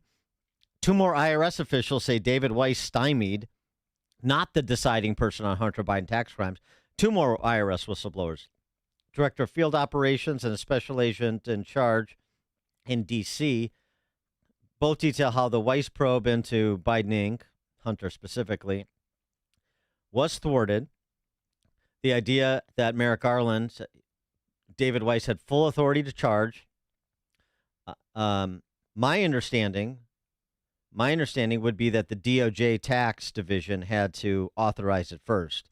So, I mean, my understanding is that he can't make the charging decision without the Department of Justice tax department authorization. So, in other words, the Department of Justice, in other words, Merrick Garland, lying. Just piles on and on. Relentlessly dishonest is the phrase that Tucker Carlson used. And it becomes more and more appropriate with each passing day. And it just more and more solidifies people where they are, which is why it's more than likely, as I've been saying for some time, the matchup in 2024, like it or lump it, is going to be Trump and Biden. We'll see if our next guest agrees. Scott McKay is the publisher of The Hayride, contributing editor at The American Spectator, and the author of The Revivalist Manifesto. Scott, thank you for joining us again. Hey, thanks, Dan. Thanks. Good to see you, Charles, or hear you. Good to be here, man. So the state of play with the presidential, your review. Well, okay, I'm half with you on the Trump Biden formula, because I think, barring something really unforeseen at this point, it's definitely Trump. And I think you're right on the DeSantis piece. I mean, I've said this too. I mean, his campaign has been diced apart 80 million times by now, and people just don't seem to get it. It's not Ron DeSantis' moment. As this thing has played out, there's really nothing that Ron DeSantis could have done that would have changed things, because all of the events have conspired to make this all about Trump, and I think this might end up being, and it's way too soon to know, but this might end up being a classic case of, watch out what you ask for, right? Because you might get it, which is that the left has done everything they could to cement Trump as the Republican nominee under the idea that, this is the one that we can absolutely beat. Well, the more things go, it starts to look like, no, actually, this is the guy that is, sort of nemesis to your hubris, because I mean, they're starting to find themselves in a lot of trouble. And I don't know that I'm with you on the Biden thing, because I don't think he can make it to Election Day 24. Everything I see from this guy, they are not going to be able to drag this corpse across the line. I mean, every public appearance he makes is, it devolves into mumbling and babbling and confusion. Well, wait a He second. can't read a teleprompter. Wait a second. He had a wonderful moment yesterday. Let me play it for you. Congressional Black Caucus embodies all those values. Just think of the work we've done together on civil rights, labor rights, health care, education. That's a great moment speaking to the Congressional Black Caucus, except he was speaking to the Congressional Hispanic Caucus. Yeah, well, but Dan, it was almost a complete sentence, and you have to give him credit for that. That's true. I know, but but look, my thing on that is it is so built into the price, and is it is, and there are people, John Fetterman voters, who will vote for a potted plant over Donald Trump, and they're going to run, sort of the Obama second-term strategy. You just have to make the other side even more box office poison than he is. I'm not sure how you can do that exactly at this point, but that's the play, and so all he has to do is actually just be alive come November of 2024. Well, and that's not guaranteed. Well, nothing's guaranteed, but I mean, No, I know, but I mean, like, that is somebody that, I mean, look, if he wasn't president of the United States, if he was, your grandpa or whatever, Joe Biden would be in a home at this point. I mean, that it seems pretty clear that that's the case. But here's the thing. They're not, next year, they're not going to run this Joe Biden. They're going to run the Joe Biden who, over the next 6 to 8 months, continues to decline, right? So who knows what this guy's going to look like in June of next year? Well, but understand something too. This is always talked about like they're going to do this and they're going to do that. Joe Biden, and more to the point, Jill Biden gets to have a say.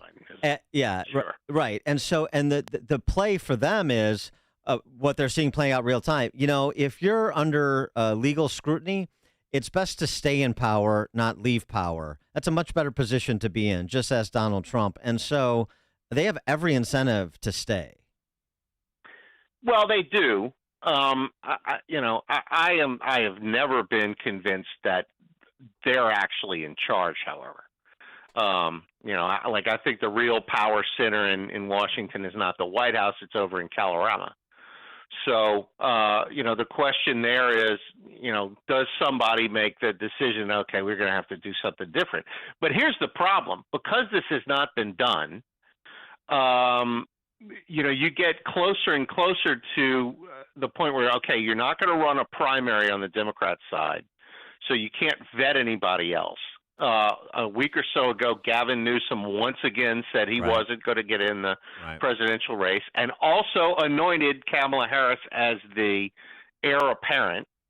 The last thing you can do is run Kamala. I mean, that is one of these kind of John Fetterman moments. The thing of it is, you don't have the ability to manufacture enough votes to elect a John Fetterman president, and Kamala may actually be more noxious to the American public than Fetterman is.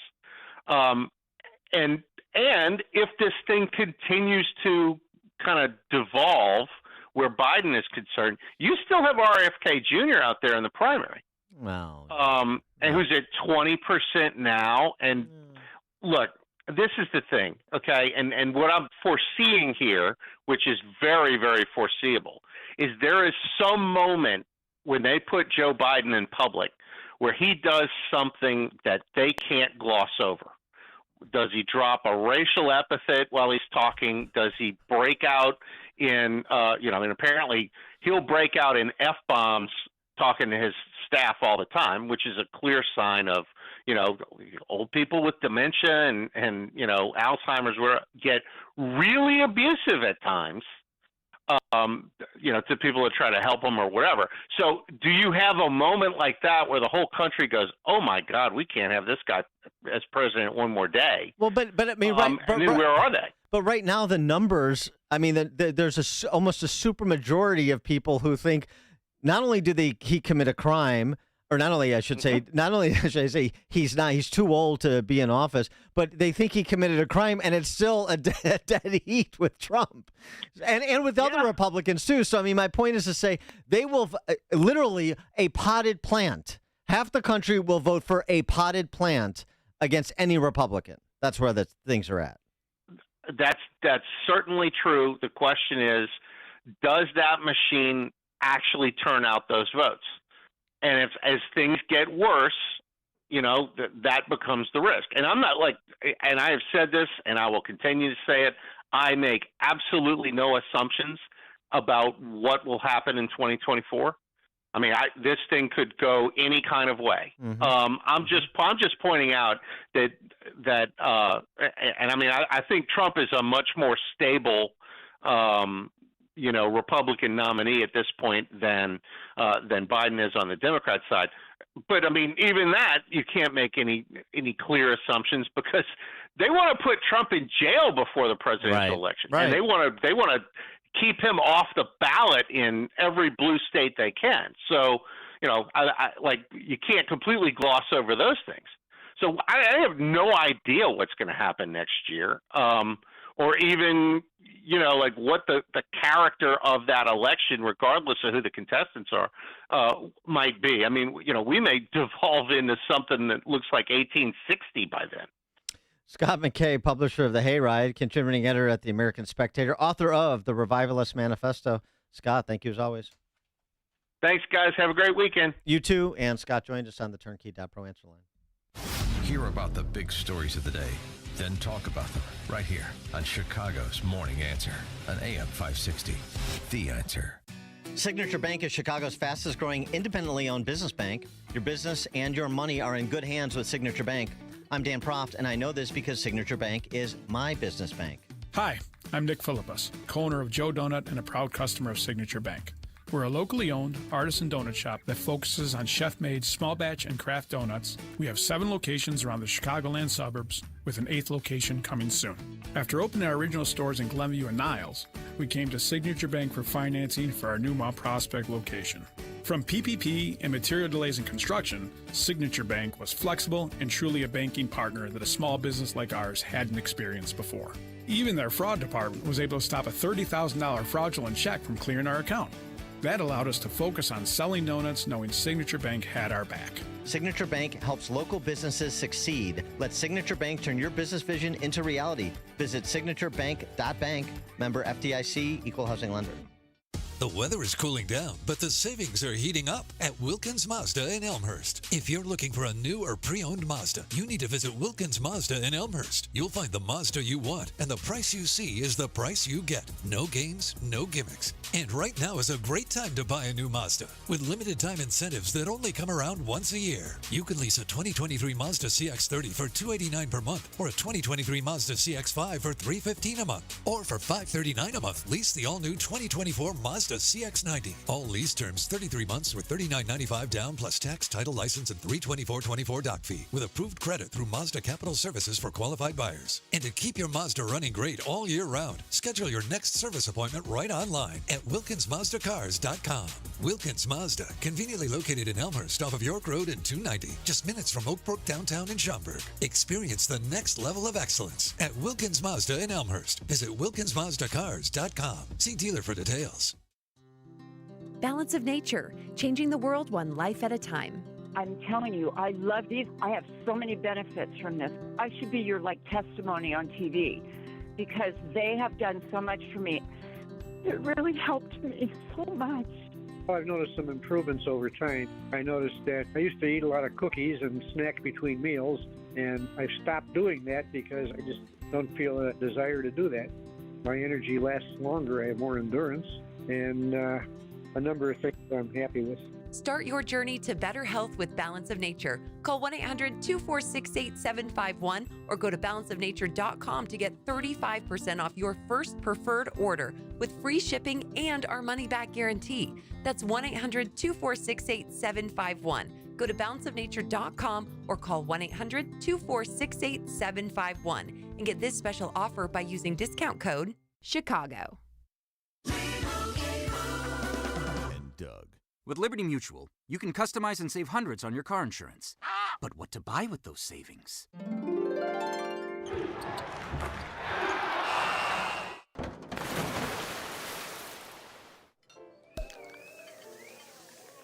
Yep, I bought a sound effects machine. Only pay for what you need at LibertyMutual.com. Savings may vary. Underwritten by Liberty Mutual Insurance Company and affiliates. Excludes Massachusetts. Liberty, liberty, liberty, liberty. Finding great candidates to hire can be like, well, trying to find a needle in a haystack, but not with ZipRecruiter. Its powerful technology actively finds and invites qualified candidates to apply to your job. So while other companies might deliver a lot of hay, ZipRecruiter finds you the needle in the haystack. See why 4 out of 5 employers who post a job on ZipRecruiter get a quality candidate within the first day. Try ZipRecruiter for free at ZipRecruiter.com/free. That's ZipRecruiter.com/free. Cracked brickwork or caulking? Doors or windows that no longer open or shut properly? Permaseal can help with that. Hi, I'm Roy Spencer, president of Permaseal. When you look around your house, do you see uneven floors, gaps under baseboards, basement walls leaning or bowing, new cracks in your drywall or ceiling, or sunken concrete next to your foundation? These can be signs of structural foundation issues that won't get better with time. Call Permaseal today at 800-421-SEAL. Too often we hear of homeowners paying for an expensive consultation just to determine the problem. Don't be one of them. We can evaluate your foundation and offer you a permanent solution at absolutely no charge. Since 1979, Permaseal has been committed to providing quality proven products and superior customer service. When the work is done, you'll have a transferable warranty along with priceless peace of mind. And now, through June, you'll save $300 off any structural repair. Call Permaseal 800-421-7325 or visit permaseal.net. AM 560, The Answer.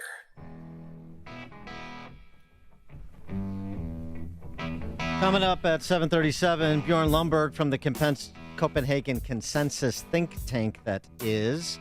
We'll discuss eco-supremacy and President Zelensky's foray into climatology in his speech to the UN. That's all at 7:37. Now we check the headlines. 67 degrees at 7:31, and Russia this morning says Ukraine carried out a major missile strike on the main headquarters of its Black Sea Naval Fleet. Servicemen are missing. The White House defending its border policies as illegal immigrant crossings are surging. The mayor of Eagle Pass, Texas, is Rolando Salinas. We need to do something to control the situation. This is not normal. It is not normal for thousands of people to simply be walking in a line without consequence. Thousands have crossed the southern border in recent days, stretching personnel and capacity.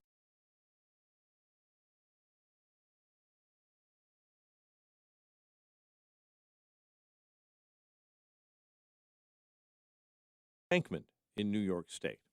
Hollywood studios and striking writers will meet again today. No deal was reached on Thursday night over issues like AI and how many writers could or should be required for a job. The next hearing in the Pentagon leaker case is set for today in Boston. Jack Teixeira, a Massachusetts Air National Guardsman, is accused of leaking sensitive Pentagon documents. New details have emerged after the man suspected of killing a family of four in Romeoville died in Oklahoma.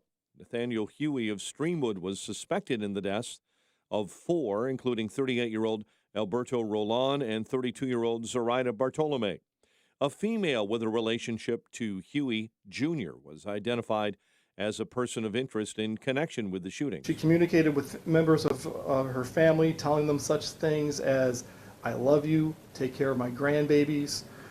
She seemed upset. Attorney John Ivick later confirmed reports that Paloma was shot in the head and later died from her injuries in Oklahoma. Thousands of Venezuelans in Illinois as asylum seekers may soon be able to get temporary work permits. According to data compiled by Chicago aldermen, nearly 5,000 of the newly arrived illegal immigrants are from Venezuela. Last month, Illinois Restaurant Association Sam Sanchez pushed for the work permits. The migrants are the backbone of our industry, in the hospitality industry and the whole country. It is important that we move forward on that.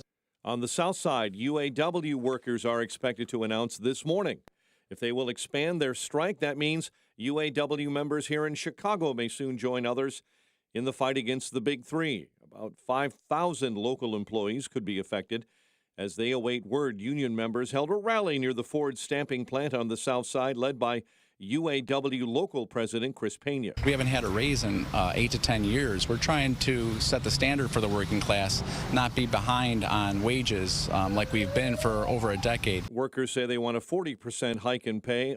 The Big Three major auto companies have offered a 20% pay increase. The Blackhawks open up training camp yesterday, day one officially of the Connor Bedard era. Yeah, it's great. It's good to be out there and obviously have all the guys and compete against them, so it's fun. The Bears take on the Super Bowl champs when they visit Kansas City on Sunday. Cubs continue their free fall with an 8-6 loss to the Pirates, while the White Sox take on the Red Sox. The news, a service of the Pride Stores with 17 locations throughout Chicagoland. Stop by their newest location, the Pride of Kane County in St. Charles. Kirk in Maine. For a weekly grand opening special, exciting raffles, Pride Stores, not your typical convenience store. A check of traffic and weather on the way next on AM 560. Dr. Sebastian Gorka wants to know who these people are. The Wall Street Journal said that of current voters, 46% would support President Trump today in an election, and 46% would support Joe Biden. Who on God's green earth is that 46% who's going to support Joe Biden? Are you mental patients? Is this one flew over the cuckoo's nest? Who are you? America First with Dr. Sebastian Gorka. Afternoons at 3, right before Sean Thompson at 4 on AM 560. The Answer.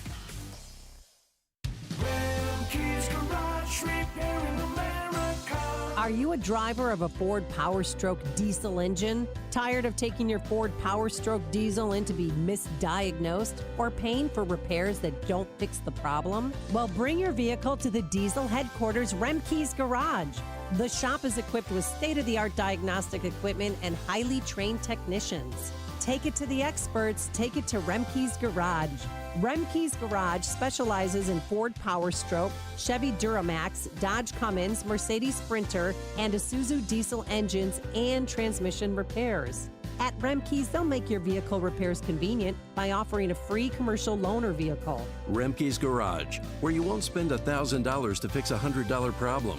Call for details and to schedule an appointment at 800-5-REMKES or visit Remke'sGarage.com. Remke's Garage, your diesel headquarters.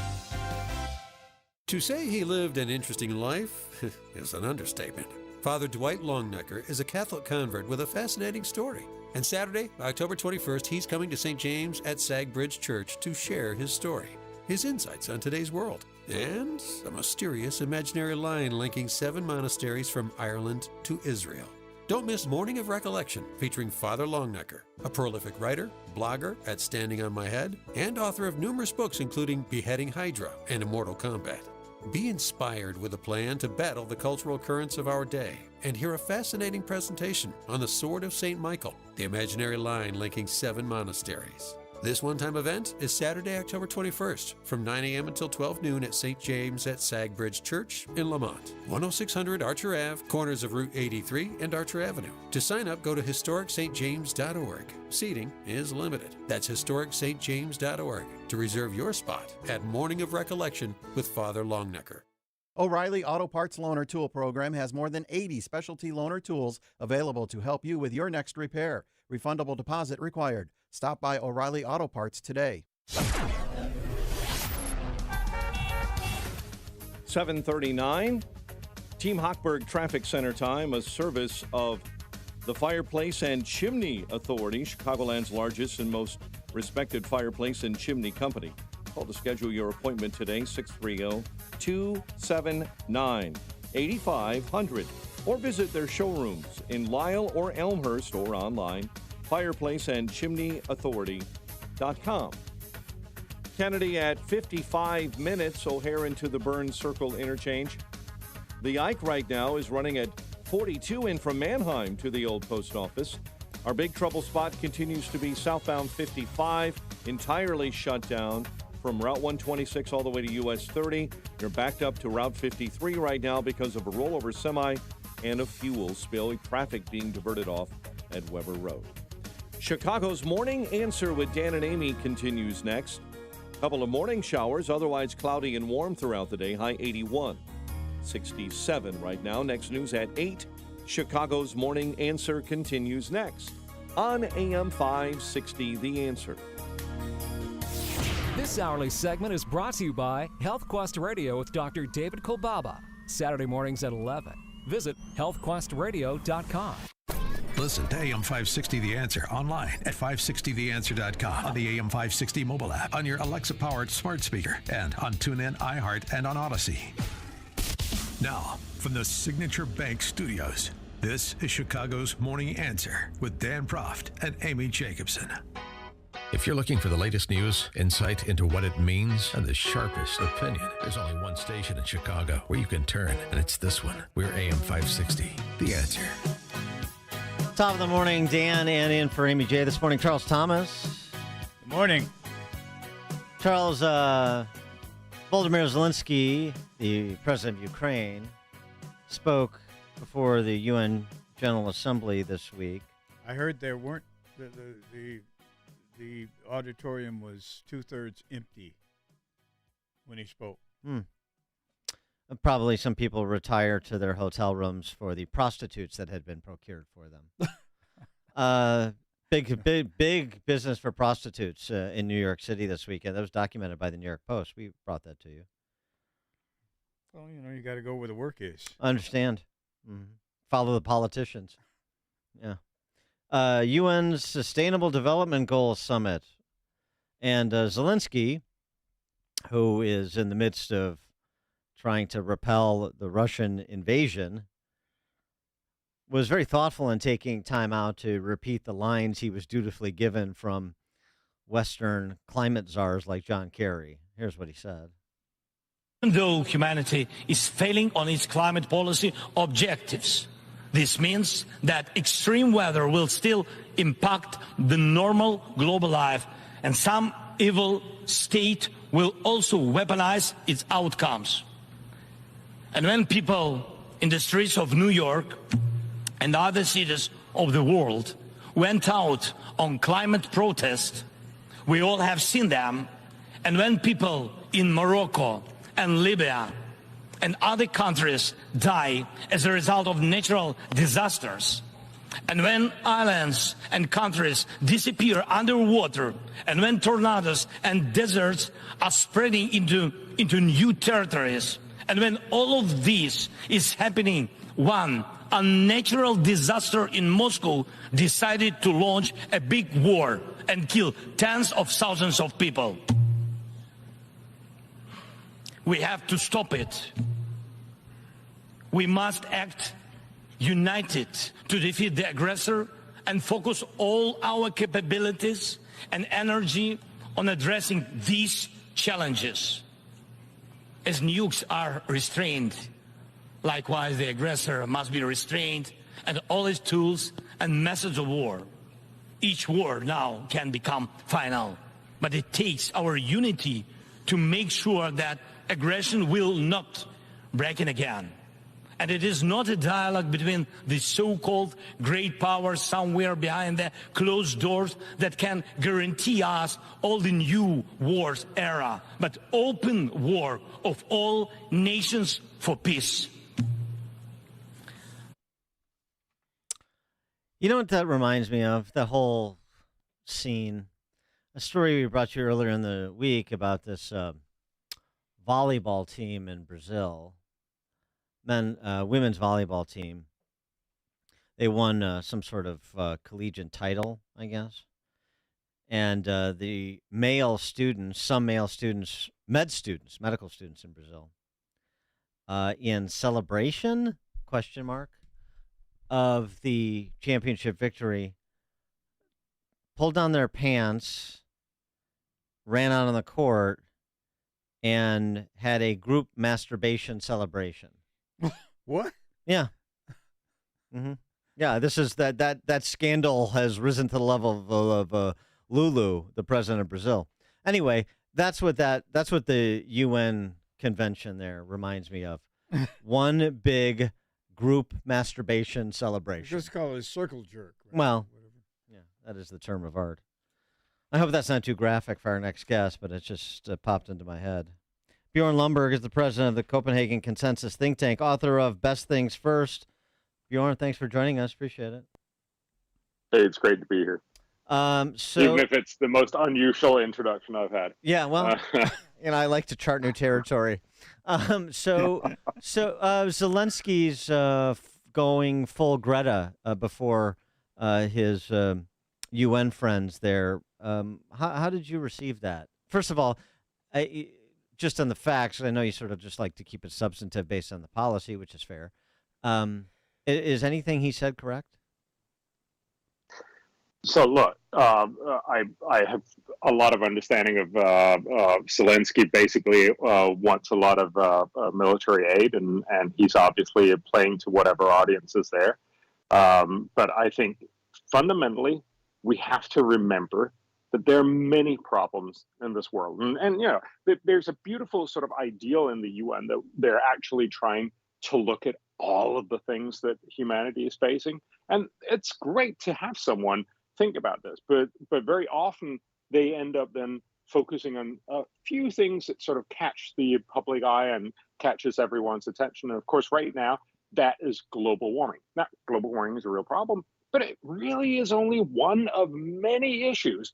And it's probably the place where you can spend the most money and still achieve almost the least benefit for humanity. So maybe we should be more concerned with many of these other things that you might not hear so much about, but where you could do immense good at very low cost. And so that's what I've been trying to tell the UN. I'm up here in New York right now, talking about the fact that there's still 300,000 moms that die each year in pregnancy. There's 2.3 million kids that die every year in the first 28 days on the planet.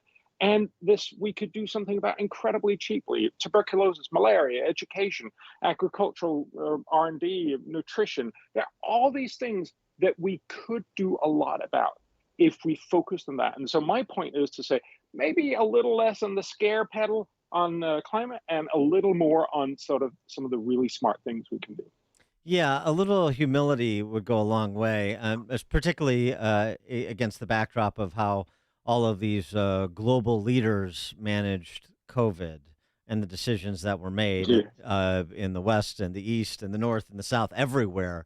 A little humility on grand plans to save the planet. Maybe just do a little things very, like you say, a few things very well, that immediate things that we know we could fix with resources that were directed and expertise that was deployed, that we could actually save lives rather than trying to save the planet. We're too busy saving the planet to actually help anybody, it seems. Yeah, and Dan, just to nitpick, doing these things, for instance, fixing tuberculosis is not a small thing. It's 1.4 million people that die each and every year that we could help. So I think it's even more fair to say right now we're talking a lot about climate and we have virtually no impact at very large cost. So this year we're likely to spend upwards of $1.7 trillion on climate policies, and yet we'll have virtually no measurable impact, certainly by mid-century. Whereas if we spent just a tiny fraction, we're literally talking about thousands of that, we could have a huge impact on tuberculosis and nutrition, on malaria, on all of these things that actually are the big problems for most people on this planet. Again, remember, we live in very, very privileged societies. We're a couple of billion people who live very good lives on this planet, but there's still, 6 billion people who could do so much better. And so we really need to get our priorities right. And again, say, with limited money, let's do the stuff that actually works first. Yeah, I mean, we live in a world of scarcity, and there's always more demand for something that's good than there is supply. And so, use your resources wisely. Exactly. 169 promises, the commitments, yes. the emanating from the UN. I mean, Sustainable Development Goals. Yeah. So it seems to me like, let's just the more promises we make, the more constituents, the more boxes of constituent groups we can check off. And then we don't actually have to do anything because, I mean, who can keep track of all these promises and whatever happened to them? Yeah. Oh, there's certainly, the UN in that sense are just like politicians. They love to promise everything to everyone. Of course, it sounds good, but literally promising everything to everyone also means that you just end up spreading whatever few resources you have very, very thinly across everything. And as you just pointed out, mostly in climate, which feels good and makes a lot of good talking points, but actually is a very ineffective way to help. And then there's virtually nothing left over to all the others. So again, what we've tried to do, and what my new book, the Best Things First, tries to map out, is we have good evidence that 12 amazing things, so the things we just talked about, but also land tenure security and education, obviously one of the important things. But if you focus very smartly and very directly on things we know how to do, you could actually do immense good. So instead of spending $3 trillion or whatever it is, that's the fashionable number people are talking about, we suggest you could spend $35 billion. So literally 1/100th of what a lot of these do-gooders is talking about. For $35 billion a year, we could save 4.2 million lives each and every year, and we could make the poor half of the world $1.1 trillion richer. This is simply the best things that we can do. This is not some pie in the sky. This is not something that we need to have a big ideological conversation about. These are simply very basic, incredibly good things that we could do to make life on Earth much better. You know, was there any update on the state of the UN World Food Program? I remember, I think Cindy McCain is the director of it right now, which is interesting. But the previous director, I think his name is David Beasley, during the lockdowns, when the lockdowns started happening in the Western COVID, he said, look, you do not lock down. Please do not lock down, because you're going to disrupt the supply chains, and we could go from 10 million people starving to death each year to 25 or 30 million. And, you know, again, dire predictions, and I like to follow up on them to see where we're at. Does anybody know, does anybody care about what was said about the World Food Program on all these countries, including the United States, that provide resources to provide food, to provide to people who are, need the food? So what happened? Where's the food program stand today? How many people are we serving? How many people died? Is anybody making those assessments? Anybody care about that? I don't know. What I do know is that, and so I can't inform you on that particular one, but very clearly, locking down poor countries was a really bad idea. If you're a rich country, you can have a reasoned conversation about whether you should lock down. I went through COVID in Sweden, and I've got to say that was a pretty good experience. We can have a reasonable conversation about that, but it was just simply dumb to do this in poor countries. They're younger, so they're less at risk. And very clearly, they have huge costs involved in locking down, especially as we've now seen. Locking down schools was just horrible. And, the World Bank and many others estimate this will end up costing the world in the order of $1.7 trillion in lost incomes by 2040 every year, just simply because the kids around the world have lost about 9 months of schooling on average. That's just a terrible outcome. So again, we need to be careful what we actually do. Policies have real world impacts. And again, let's do not the dumb stuff that doesn't deliver very much, but let's do the smart stuff that's actually incredibly cheap, very effective, and will help a lot of people. So again, on nutrition and on feeding the world, because there's still 700-800 million people who go undernourished. The simple solution is to have, if you remember back from the 1960s, we had a green revolution that basically made wheat and corn and rice produce much more per acre. That was a fantastic thing. We need a second green revolution just like that, where you make better yielding varieties. That you can do this very cheaply with researchers. And that means that people, especially in the poor Africa part, can do much better on every acre that they grow, giving more food to people. You have fewer people that make more food, so that it also becomes cheaper in urban centers. This is just simply good policy all around. Again, it's not as sexy as talking about climate, but it just happens to be incredibly effective. Bjorn Lomborg is the president of the Copenhagen Consensus think tank.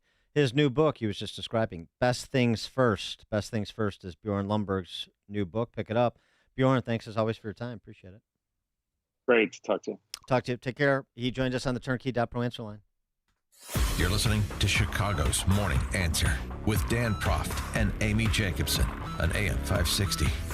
The Answer. School has started. The nights are getting cooler. The sun is getting lower on the horizon every day. Winter is coming, and coming fast. Keeping your business's doors and gates working properly to keep out the extreme weather is a major concern. Your business can't afford a loss of income or productivity. Think ahead before Old Man Winter arrives and call Industrial Door Company of Chicago, Inc. for your commercial door maintenance and security tune-up now. You can't always plan when your doors break down, and it always seems to come at the least convenient time. Industrial Door Company will ensure your doors, grills, and gates are working to specification and give you advice on how to increase the life of your doors. See a range of products and services at industrialdoor.com and call anytime 847-258-5620. Their team will be there before the extreme cold weather causes financial losses for your company. Since 1982, the Industrial Door Company of Chicago, Inc. takes care of your doors so you can take care of business. Service and installation positions available now. Balance of Nature, changing the world one life at a time. I'm telling you, I love these. I have so many benefits from this. I should be your testimony on TV. because they have done so much for me. It really helped me so much. I've noticed some improvements over time. I noticed that I used to eat a lot of cookies and snack between meals, and I've stopped doing that because I just don't feel a desire to do that.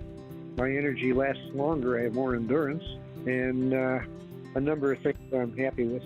Start your journey to better health with Balance of Nature. Call 1-800-246-8751 or go to balanceofnature.com to get 35% off your first preferred order with free shipping and our money-back guarantee. That's 1-800-246-8751. Go to balanceofnature.com or call 1-800-246-8751 and get this special offer by using discount code CHICAGO. Hey, business owners, are you wondering how to grow your business? Do you need cash flow and a ready source for financing? Well, Signature Bank can help. Hi, Mike Gallagher here to let you know that Signature Bank's loan decisions are made locally by a team who knows your name, cares about your business, and is invested in your success. When you need advice about your business or even have a question, Signature Bank is there to help. There are no handoffs or call centers. This is a team that wants to get to know you and your business. That's why Signature Bank in Chicago is my bank. That's right.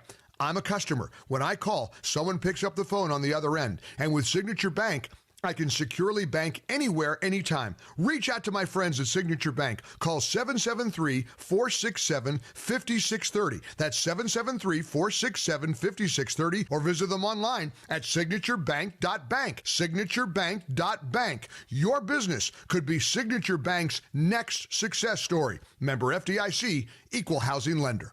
The weather is cooling down, but the savings are heating up at Wilkins Mazda in Elmhurst. If you're looking for a new or pre-owned Mazda, you need to visit Wilkins Mazda in Elmhurst. You'll find the Mazda you want, and the price you see is the price you get. No games, no gimmicks. And right now is a great time to buy a new Mazda. With limited time incentives that only come around once a year. You can lease a 2023 Mazda CX-30 for $289 per month, or a 2023 Mazda CX-5 for $315 a month. Or for $539 a month, lease the all-new 2024 Mazda CX-90. All lease terms 33 months with $39.95 down plus tax, title, license, and $324.24 doc fee with approved credit through Mazda Capital Services for qualified buyers. And to keep your Mazda running great all year round, schedule your next service appointment right online at WilkinsMazdaCars.com.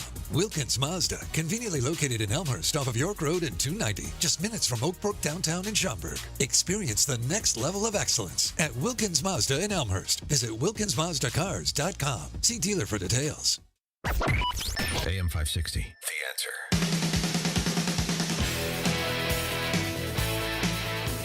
Coming up at 8:08, our friend Professor Wilfred Riley, Will Riley from Kentucky State University, declares the Karens were innocent, absolving the Karens with Will Riley at 8:08. Now we check the headlines with Mike Scott. The family of a woman of interest in the Romeoville murders trying to clear her name. CPD's interim top cop says the White Sox game should have been stopped. Cook County's helping to buy hotels at taxpayer expense to be transformed into shelters. An E. coli outbreak confirmed at Huntley High School. The Bears say no one is panicking as they get ready to meet the Chiefs in KC. The Cubs lose to the Pirates. White Sox visit the Red Sox. High of 81 today. WIND Chicago News Time is 8 o'clock.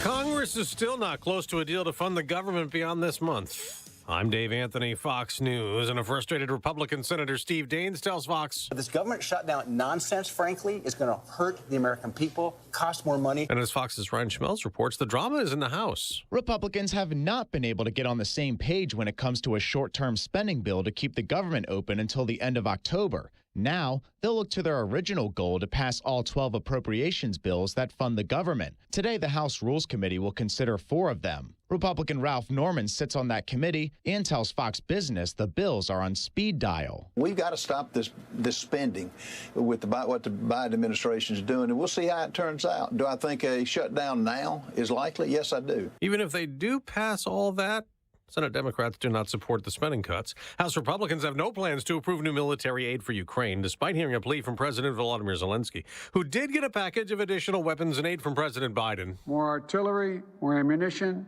more anti-tank weapons, and next week, The first U.S. Abrams tanks will be delivered to Ukraine. Now, Ukraine went on the offensive today with a missile attack that hit the headquarters of Russia's Black Sea Fleet.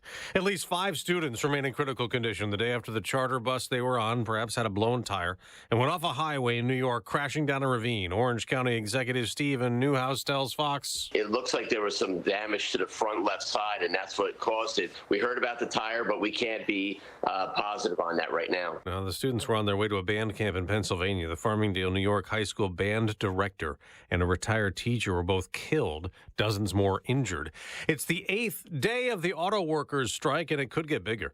The union warns if there's no progress in talks by noon, more workers will walk off the job. So far, it's just 3 plants they have shut down in this strike, 1 each for Ford, GM, and Stellantis. America's listening to Fox News. Hi, I'm Martha Stewart.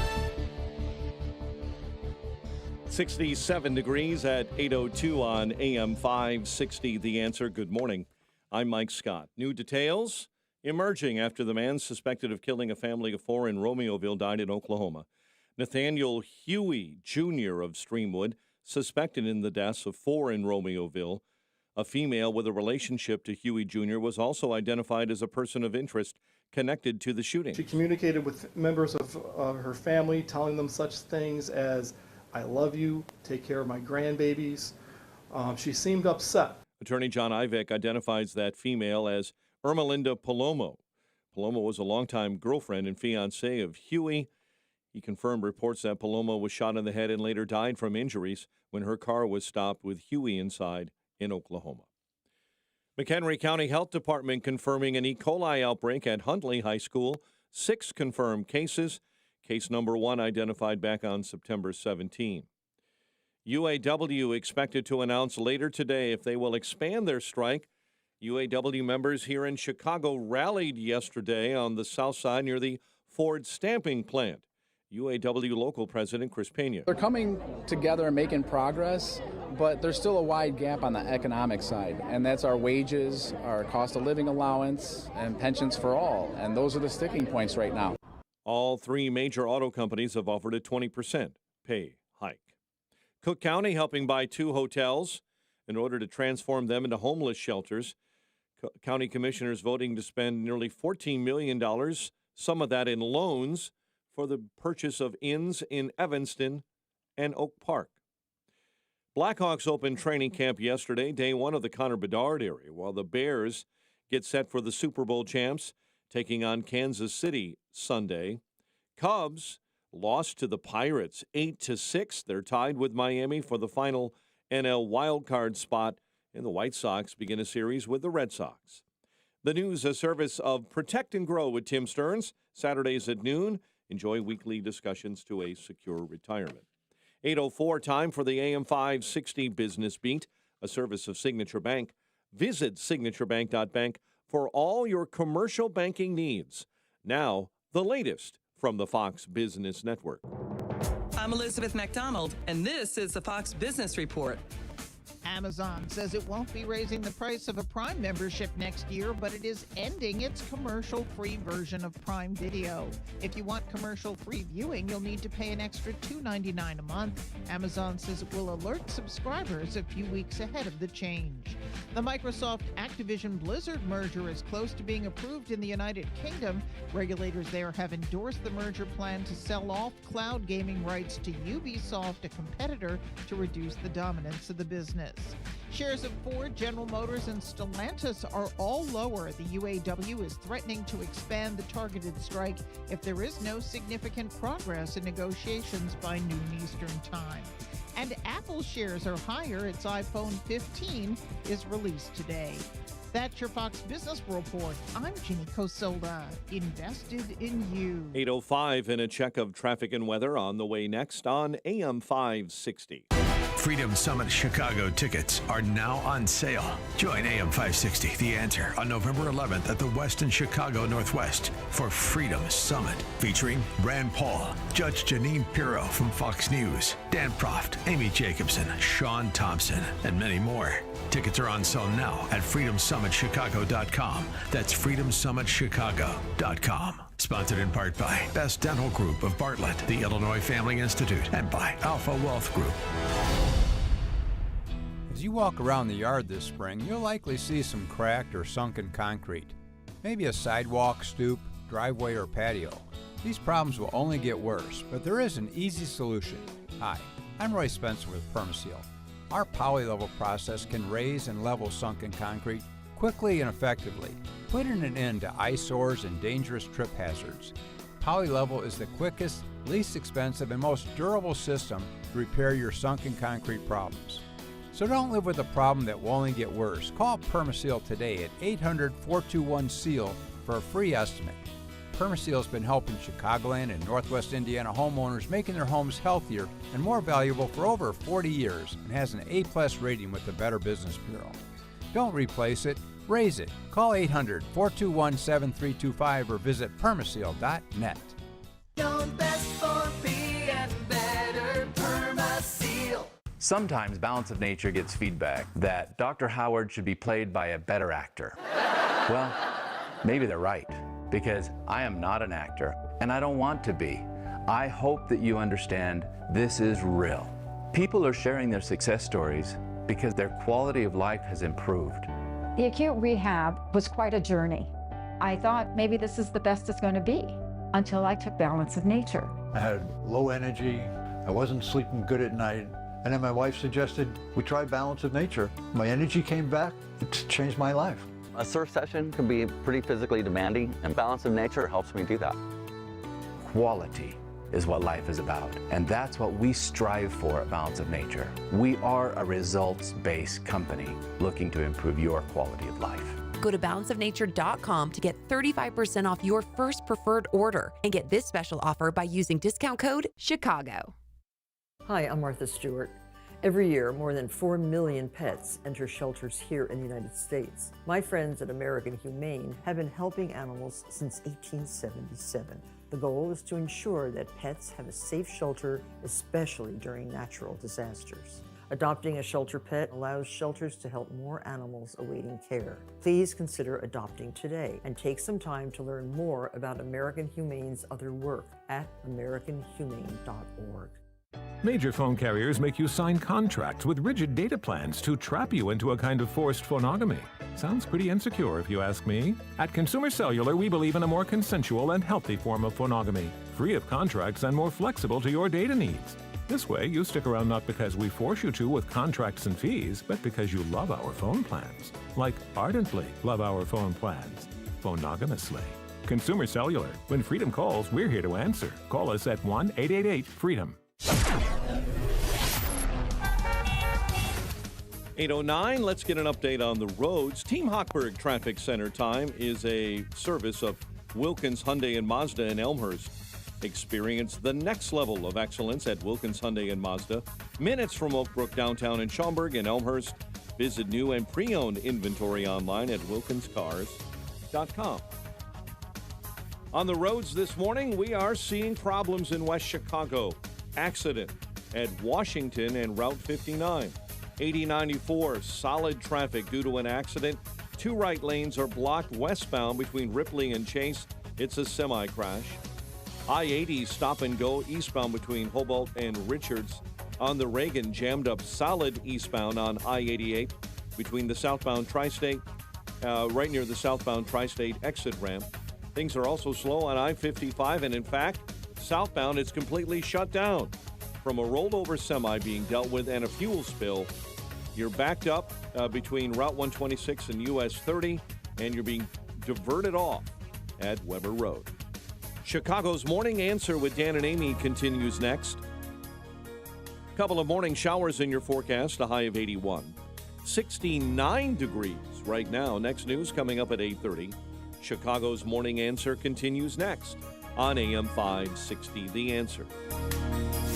This hourly segment is brought to you by Catholic Cemeteries of Chicago. Ensure your legacy lives on. Set your final wishes in place. Visit CatholicCemeteriesChicago.org.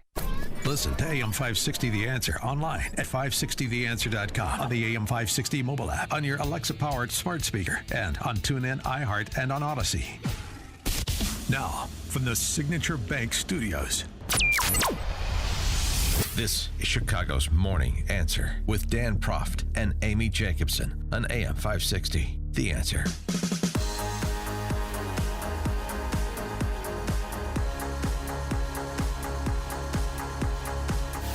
Top of the morning, Dan, and in for Amy J. Today is Charles Thomas, former ABC7 political reporter. It's been a wonderful morning. It has as been. usual. It has been.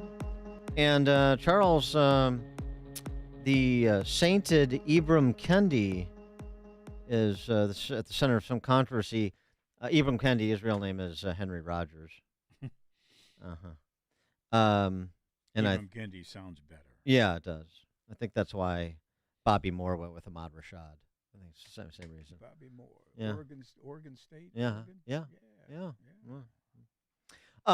So Ibram Kendi rose to fame, as I think anybody who listens to this show would know. Over the last several years, he wrote the book How to Be an Anti-Racist, and then he got a deal to write How to Be an Anti-Racist Baby or Anti-Racist Baby. Then he got a Netflix series. Then he got the sinecure at Boston University where they set up the Center for Anti-Racist Research. That's robust. He is, and then, so then it's in all of the core curricula in corporate America for their diversity, their DIE training seminars, for K through 12 education, of course, giving lectures at universities, never doing interviews or debates with anybody who does not subscribe to his beliefs, which are nicely summed up as the only remedy to past discrimination is present discrimination. And in order to be truly anti-racist, you also have to be anti-capitalist. So in sum, in order to not be a racist, you have to be a racist Marxist. Okay, they need that center to try to work the logic of that. Well, that center is under some scrutiny. It was announced that he has to lay off, that he did, and he didn't have to. I guess he had to because he did it. Lay off half of his staff. I don't know how many that number is. And also, some Boston University professors are making statements that suggest some sort of malfeasance. Philippe Copeland, who's a professor at Boston University School of Social Work, the organization was just being mismanaged on a really fundamental level. A BU professor who worked at the center for a year. I don't know where the money is. In 2021, this same BU professor sent an email to the provost alleging dysfunction and, quote, a pattern of amassing grants without any commitment to producing the research obligated by them. What do you think, Charles? Well, this is a cottage industry. I mean, it's an industry that's grown up for decades, and it got a real boost in 2020 with the George Floyd situation. But the industry is built on a false, or at least declining, certainly a business model that's in decline, because to have this Center for Anti-Race Studies, or whatever it's called, you got to have racism. You got to have a lot of it. You got to have it. So they've got to go out and look for it wherever it is, and then they have to come up with the term systemic racism, which is what most of these people talk about. And to me, it's an insult to what my father and grandfather, two men who I knew, who really were up against systemic racism. Right. And when these people come up with it, you wonder, well, what are you talking about? Well, here's the thing, too, is you could do real research in this sort of general area of race relations, the impact of particular public policies on particular cohorts within a diverse society like America, and compare and contrast. You can do all that stuff. But there's just no interest in doing that because they're here to push a particular political ideology. They're not there to do academic studies, particularly anything that might go against their ideology and prescriptions for societal harmony. I mean, it's like, like Roland Fryer, he's a real researcher. He's a real economist at Harvard. And when he looks at sort of, the incidence he looks at crime, for example, and he looks at the incidence of black men being shot by white police officers, and just that whole conversation about police shootings and so on and so forth. And he comes to conclusions that he didn't suspect he would come to And then he explains his methodology and what I thought going in and what I understand from distilling the data. Well, that's a researcher. That's doing research work. But that's not what these flim-flammers are interested in, starting with Ibram Kendi, who was right there with Ta-Nehisi Coates and among the leading flim-flammers of the 21st century. For more on all this, we're pleased to be joined again by Will Riley. He's the Associate Professor of Poli-Sci at Kentucky State University, author of the book Hate Crime Hoax, How the Left is Selling a Fake Race War. Will, thanks for joining us again. Appreciate it. Yeah, glad to be back on the show. Good morning, Dr. Riley. Good morning. We only call medical doctors on this show. Okay, gotcha. Yeah, all right. Sorry, you're just Professor Riley. We'll accept that. All right, so Will, you're surprised at what's going on at Boston University. Yeah, I mean, I'm not really surprised by this at all. So the Center for Anti-Racist Research is, sort of a grift that's been going on for a couple of years now. I mean, this is what Jack Dorsey from Twitter gave $10 million to. I think they've received. Yes, right. That's right. Yeah, it's $43 million total. And the idea was that they were going to produce brand new research showing that I guess there's racism in America. They had a really broad mission. And they didn't really do any of that. I mean, they put together a website and they put out a series of articles with the local paper. I think it's the Boston Globe. I don't really keep track of what's going on in Boston other than the occasional sporting event, but that's it. And right now they seem to have burnt through all the money. So the 30 million, the two figures I've heard are 31 million, 43 million. That seems to be almost all gone. So right now they're just running on an annual budget. And so half of the staff, which I think was 55 people, has been laid off right now. And there's not much more to say about that. You know, the United States is not an epidemically racist country. So the entire kind of BLM hustle was never going to produce all that much.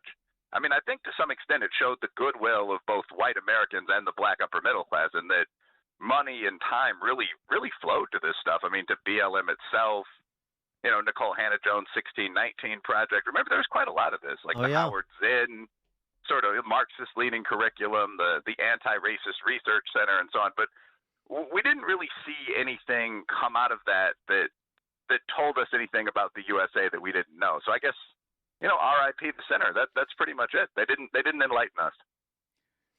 You know, I heard a quote the other night. It was from Jason Whitlock, who's Fearless podcast. Yeah. He this is his quote. I think he summed it up in 10 seconds. Quote, "Black elites are the true face of white supremacy. They have no interest in ending oppression. They want to benefit from it." Unquote. Yeah, well, I do think there's kind of a devil's bargain between the elites in white and minority communities. As a guy who's been an executive in higher education, I mean, if you look at most colleges, you have legacy programs, which are, frankly, for dumb white kids. I mean, if your grandfather went to the University of Mississippi, you're probably a white guy who's not, you know, killing it on the tests. But in exchange for that not being challenged until quite recently, you have at least as sweeping kind of diversity-forward programs. They're usually called affirmative action admissions, minority scholarships, so on down the line. And obviously, you know, contra the systemic racism argument, it's a huge advantage to be a black or Hispanic or Native American student when you're applying to college. To the extent that, as Ibram Kendi himself has noted, about a third of white kids are now lying about their ethnic background, magically becoming Cherokee and this kind of thing. So, yeah, I mean, I do think that those two groups of elites are very comfortable with the current status quo. There's not that much more to say about that. The root issue here is that there's the big problem in the black community, to kind of switch tracks a little bit, isn't racism in 2023. There are a lot of issues that deal with either culture, a lot of which are shared with poor whites, by the way, as the great Tom Sowell has noted, or that deal with maybe past racism 100 years ago. But you're talking about fatherlessness, you're talking about gun violence. I mean, the murder rate in the USA is over 20,000 per year. That's half African American, which is crazy. We're about 15% of the population. drugs, and that's very much shared with the working class white community. ODs were over 100,000 last year. So there are all these real issues, but those don't tie into that kind of network of elite organizations that exists. I mean, the NAACP has been around, sometimes does good work for 100 plus years. And now you have all this BLM stuff. I mean, whatever Al Sharpton is, National Action Network, Jesse Jackson right there in Chicago has never gone away, Rainbow Push. This whole kind of massive enterprise is dedicated to looking at racism. So when people come along, and I'll sometimes do this, Dr. Fryer certainly does this, and say, well, no, that's not the problem. That hasn't been the problem for 50 years. There's a real incentive to minimize that. So that's how you get a center focused entirely on looking for like new exotic forms of racism. And what you end up generally when you do that is you spend a lot of money and you don't find anything. We know what racism is, and there's less of it than there was in 1970. Well, and it seems to me, and by the way, this is a point that Charles emphasizes too, what you just said about essentially and Thomas Sowell, as well as for Charles Thomas here, poor whites and urban blacks have a lot in common. So it seems to me then we're all sort of dancing around the riddle that has yet to be solved, which is how do we deprogram white suburban dilettantes and black black families that are centered in urban areas so that they see that there's a scam being run on them? Well, I think you have to tell the truth to some extent. I mean, like, one of the things that I find as a professional researcher is that perspectives in America are shaped by a lot of incredibly false knowledge. So when people mention like the lived experiences of black people or the real feelings of black people, it is actually true that a lot of black Americans feel they're oppressed or feel they're suffering. Mm-hmm. But that's often based on things that everyone knows that kind of just aren't true.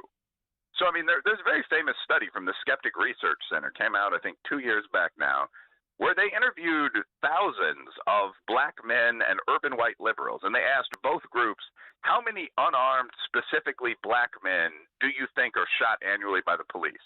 The real number, by the way, is like 12. And the average answer was around 10,000. Right, because of the coverage. Right. Yeah, I mean, 10,000 is a slight exaggeration. It was like 30 or 40% thought it was about 1,000, and then like 20% or a little less thought it was about 10,000, and then 10% thought it was more than that.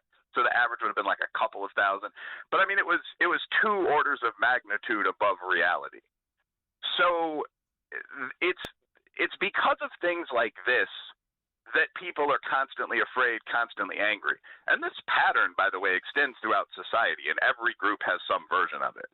Like, if you're looking at middle-class white women, by the way, who are the most scared group, you find similarly crazy stuff. Like in 2021, like 1 year into the pandemic, quote-unquote, like the average white American woman thought 9% of the population was already dead. Yeah, right. So what do you do about that? I mean, I think people with platforms, including all three of us, as a first step, have to just start telling the truth.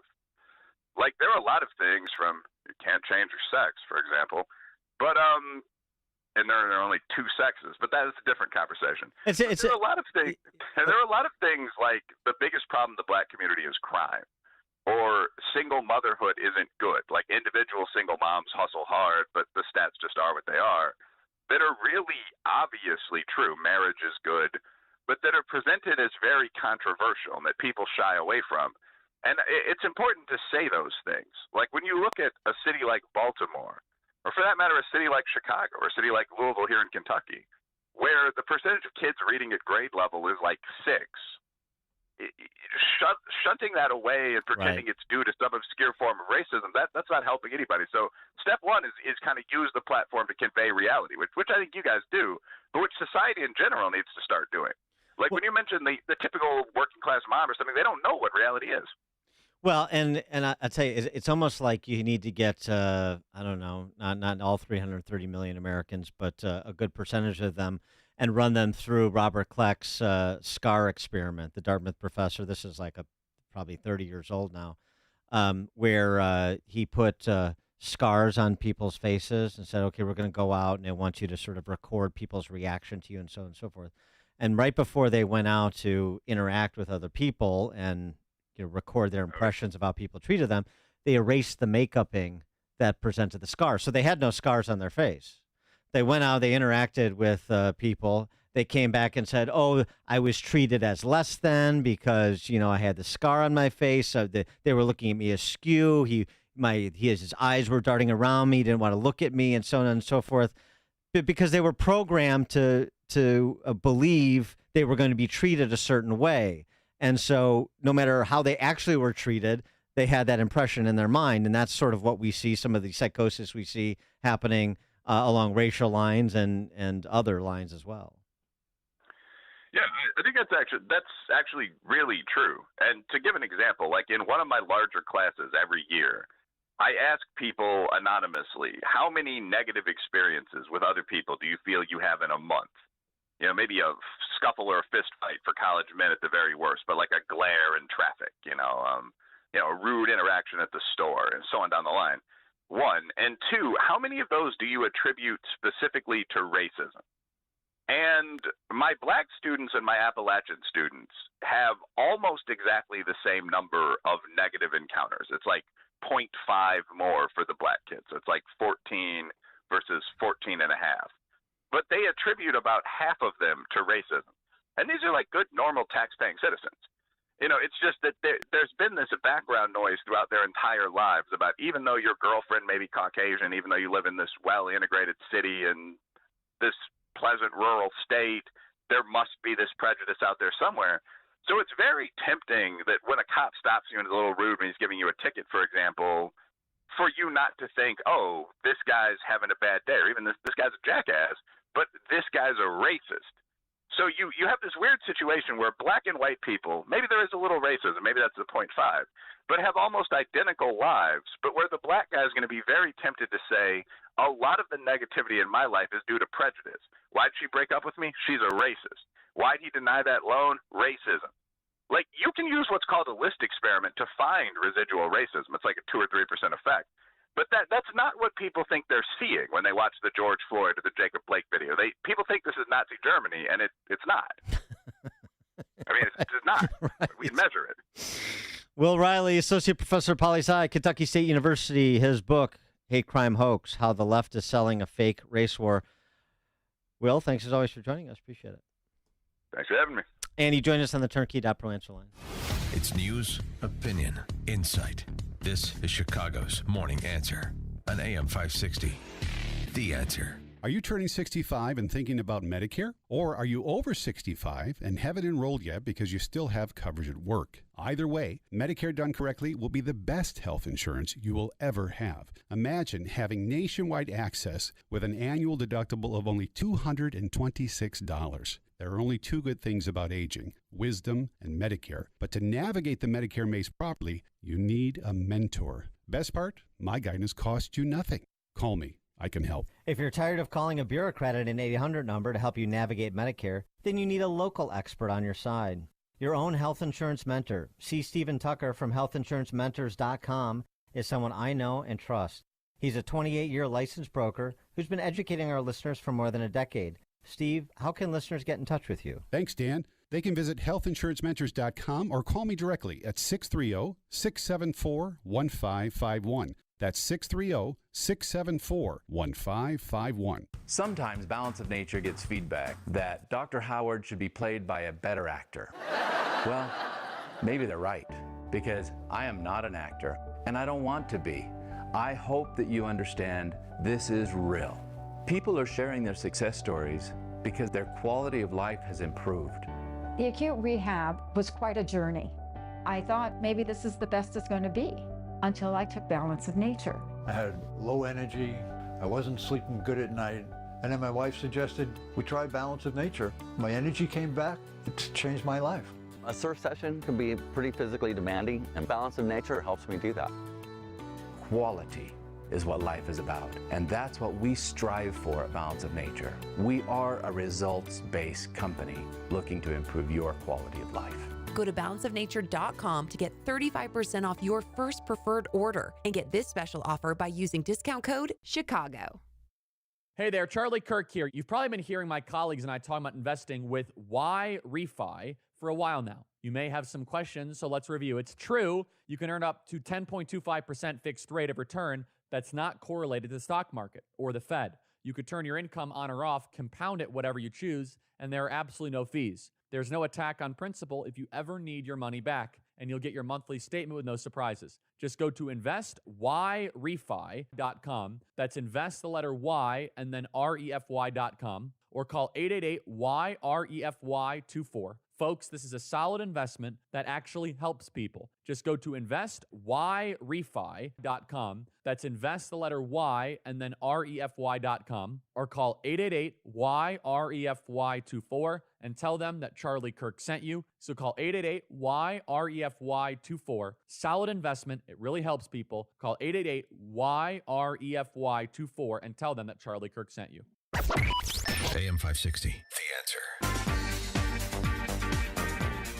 All right, Charles and I were continuing the conversation we had with Ray O'Reilly off the air, so we'll bring it on air as we begin Open Mic Friday at 8:38, and after that we'll take your calls. 312-642-5600, turnkey.pro. Answer line your calls with comments, compliments, criticisms, concerns, general crack pottery. We'll take it all at 8:38. Now we check the headlines with Mike Scott. 69 degrees at 8:32. Russia says Ukraine carried out a huge missile strike on the main headquarters of its Black Sea Naval Fleet.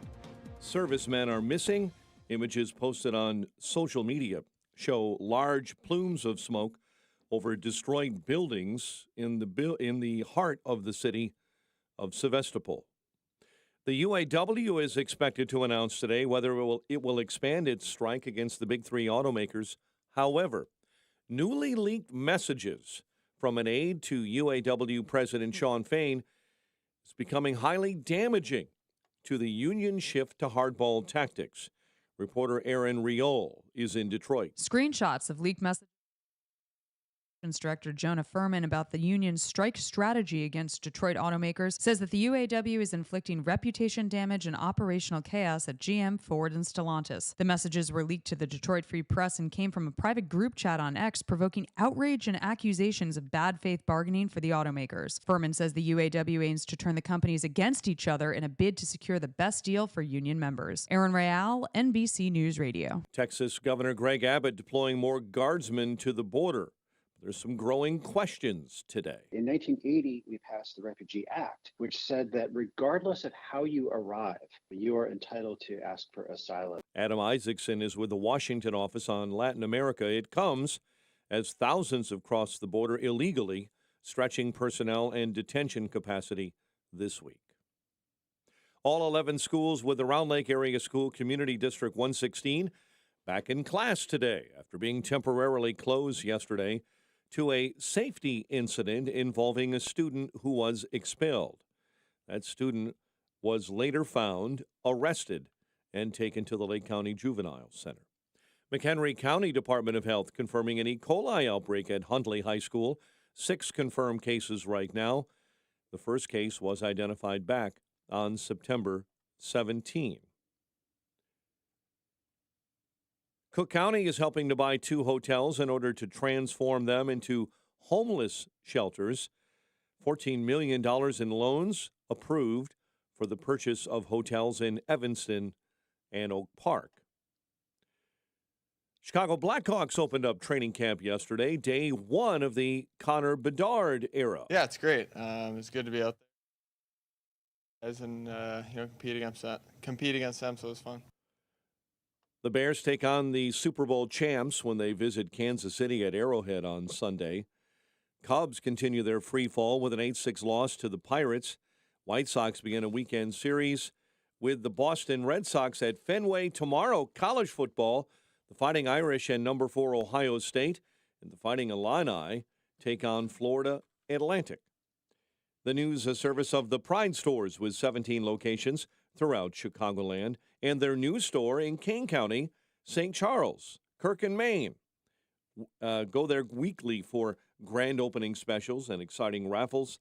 The Pride Store is not your typical convenience store. A check of traffic and weather is on the way next on AM 560.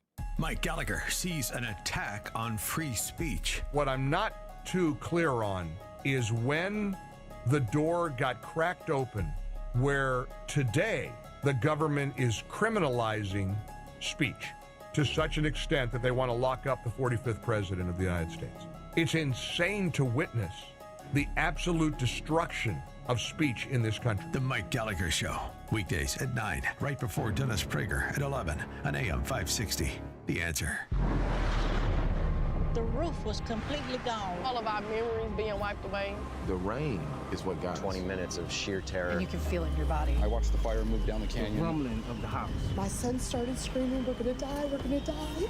In the name of Jesus, we are not gonna die." At Samaritan's Purse, we bring spiritual and physical aid to hurting people around the world. We go into dangerous situations because in disaster, in disease, in war, Jesus calls us to love our neighbor, to heal the sick, feed the hungry, restore the broken. All who work and volunteer with Samaritan's Purse follow the example of Jesus. We go to serve, not to be served. And we go in Jesus' name. Join us at SamaritansPurse.org. That's SamaritansPurse.org. A storm is on the horizon, and you need to keep the lights on no matter what. Your business relies on the power being on 24/7. It's the lifeblood of your data and computer systems. Weather-related outages from the power company are not acceptable. Your need for a source of power that's reliable 24/7, along with round-the-clock service that can dispatch technicians to your site immediately, is mission critical. Your business needs Charles Equipment Energy Systems on speed dial. These are the big boys, not residential or solar, but reliable industrial generators for emergency backup or events. When you need more than a 100-foot extension cord plugged into a small engine generator, call Charles Equipment Energy Systems. They keep the lights on with rental generators for job sites or power outages. A storm is on the horizon. Plan ahead. Call now to prepare generators for storms and potential power outages. Call 630-834-6000, 630-834-6000, or charlesequipment.com. Urgent Camp Lejeune settlement message. On September 6th, the government announced it will soon begin providing fast, guaranteed settlements to Camp Lejeune Marines, families, and civilians. Awards will range between $100,000 and $550,000, with an option for higher amounts. If you or a loved one spent time at Camp Lejeune and suffered cancers of the bladder, liver, or kidneys, leukemia, non-Hodgkin's lymphoma, Parkinson's, or kidney issues, you may qualify for compensation and could be paid within 60 days after accepting your settlement, with your VA benefits fully protected. You may be entitled to a significant financial award for your Camp Lejeune claim, but you must act now. Call the James Harris Law Camp Lejeune helpline now to get the compensation you deserve. We're already fighting for thousands harmed by the water at Camp Lejeune. Call now or you may forever lose your right to be awarded a settlement between $100,000 and $550,000. For your free evaluation, call 800-299-7878. That's 800-299-7878. 800-299-7878. This hourly segment is brought to you by Papa Nicholas Coffee. Brew some at home today. A family tradition since 1897. Online at papanicholas.com. 8:39, we're following a developing story in New York City, actually in New Jersey this morning, where several reports are saying New Jersey Senator Bob Menendez and his wife Nadine have been charged with bribery in a federal corruption indictment. We've told you that story through the week about the gold bars and Menendez apparently coming to fruition today with a federal indictment, and we will follow this story for you here in the newsroom, as will Dan and Amy. And as we look at the roads, we want to tell you about problems on the Kennedy stop and go, problems from an accident inbound at Lawrence. Travel times going back up 55 minutes into the Burns Circle interchange, and I-55, the other major trouble spot, again completely shut down now for a couple of hours because of a rollover semi and a fuel spill. The road is jammed solid and stopped, Route 126 to US 30, and all traffic southbound being diverted off at Weber Road. Traffic, a service of Blindster.com. Get custom blinds at low prices, free shipping, Blindster.com. Chicago's Morning Answer continues next. AM 560 Weather Center forecast. A couple of showers this morning, otherwise mostly cloudy and warm, high 81. 69 at O'Hare. Next news at 9. And Chicago's Morning Answer continues next. on AM 560 The Answer. Listen to AM 560 The Answer online at 560theanswer.com, on the AM 560 mobile app, on your Alexa-powered smart speaker, and on TuneIn, iHeart, and on Odyssey. Now, from the Signature Bank Studios, this is Chicago's Morning Answer with Dan Proft and Amy Jacobson. Open mic! Open mic Friday! Call it now! Open mic Friday! Top of the morning, Dan and Charles Thomas, former ABC7 political reporter, in for Amy. And it is that time of the week, Open Mic Friday. Taking your calls, 312-642-5600, turnkey.pro answer line. Comments, compliments, concerns, criticisms, general crack pottery. We'll take it all. On the Bob Menendez indictment. I mean, he's been indicted before. No big deal. He's been down this road before. I mean, Bob Menendez, another good government Democrat from New Jersey. Okay. We'll see. Then what are you going to do? You switch him out next year for some other stooge who will enrich himself by leveraging his office. Yeah, sorry, I can't get so excited about another Bob Menendez indictment. Yeah, remember, he was indicted on corruption charges almost a decade ago. Jury hung, and prosecutors declined to retry the case. And the beat went on, gets reelected. Never convicted. I think that was his reelection slogan, never convicted. That's how it is in D.C. Before we get to your calls, Charles and I were just riffing after our conversation with Will Riley at the top of the hour, too, about this whole sort of, if you pound people enough into believing that they're a victim, then they're going to believe you. And you were just telling the story of you talking to your grandkids, Charles, and I thought it would be useful for our listeners to hear. Well, you got to remind them constantly that you are not a victim. Yes, there is racism out there. And there's always going to be racism, not only against you, but against a lot of people, a lot of different people who are not necessarily black people, but there's going to be racism out there. But in this country today, there is no amount of racism that will stop you from accomplishing your goals. You've got to teach that. And that's what I think the national political rhetoric that's coming from the Democrat Party in particular, and from many, many black elites, is that somehow you have to be an exception. And that's not true. I mean, it's just not true in this country. And the schools. Yeah, definitely. I mean, you've got to work.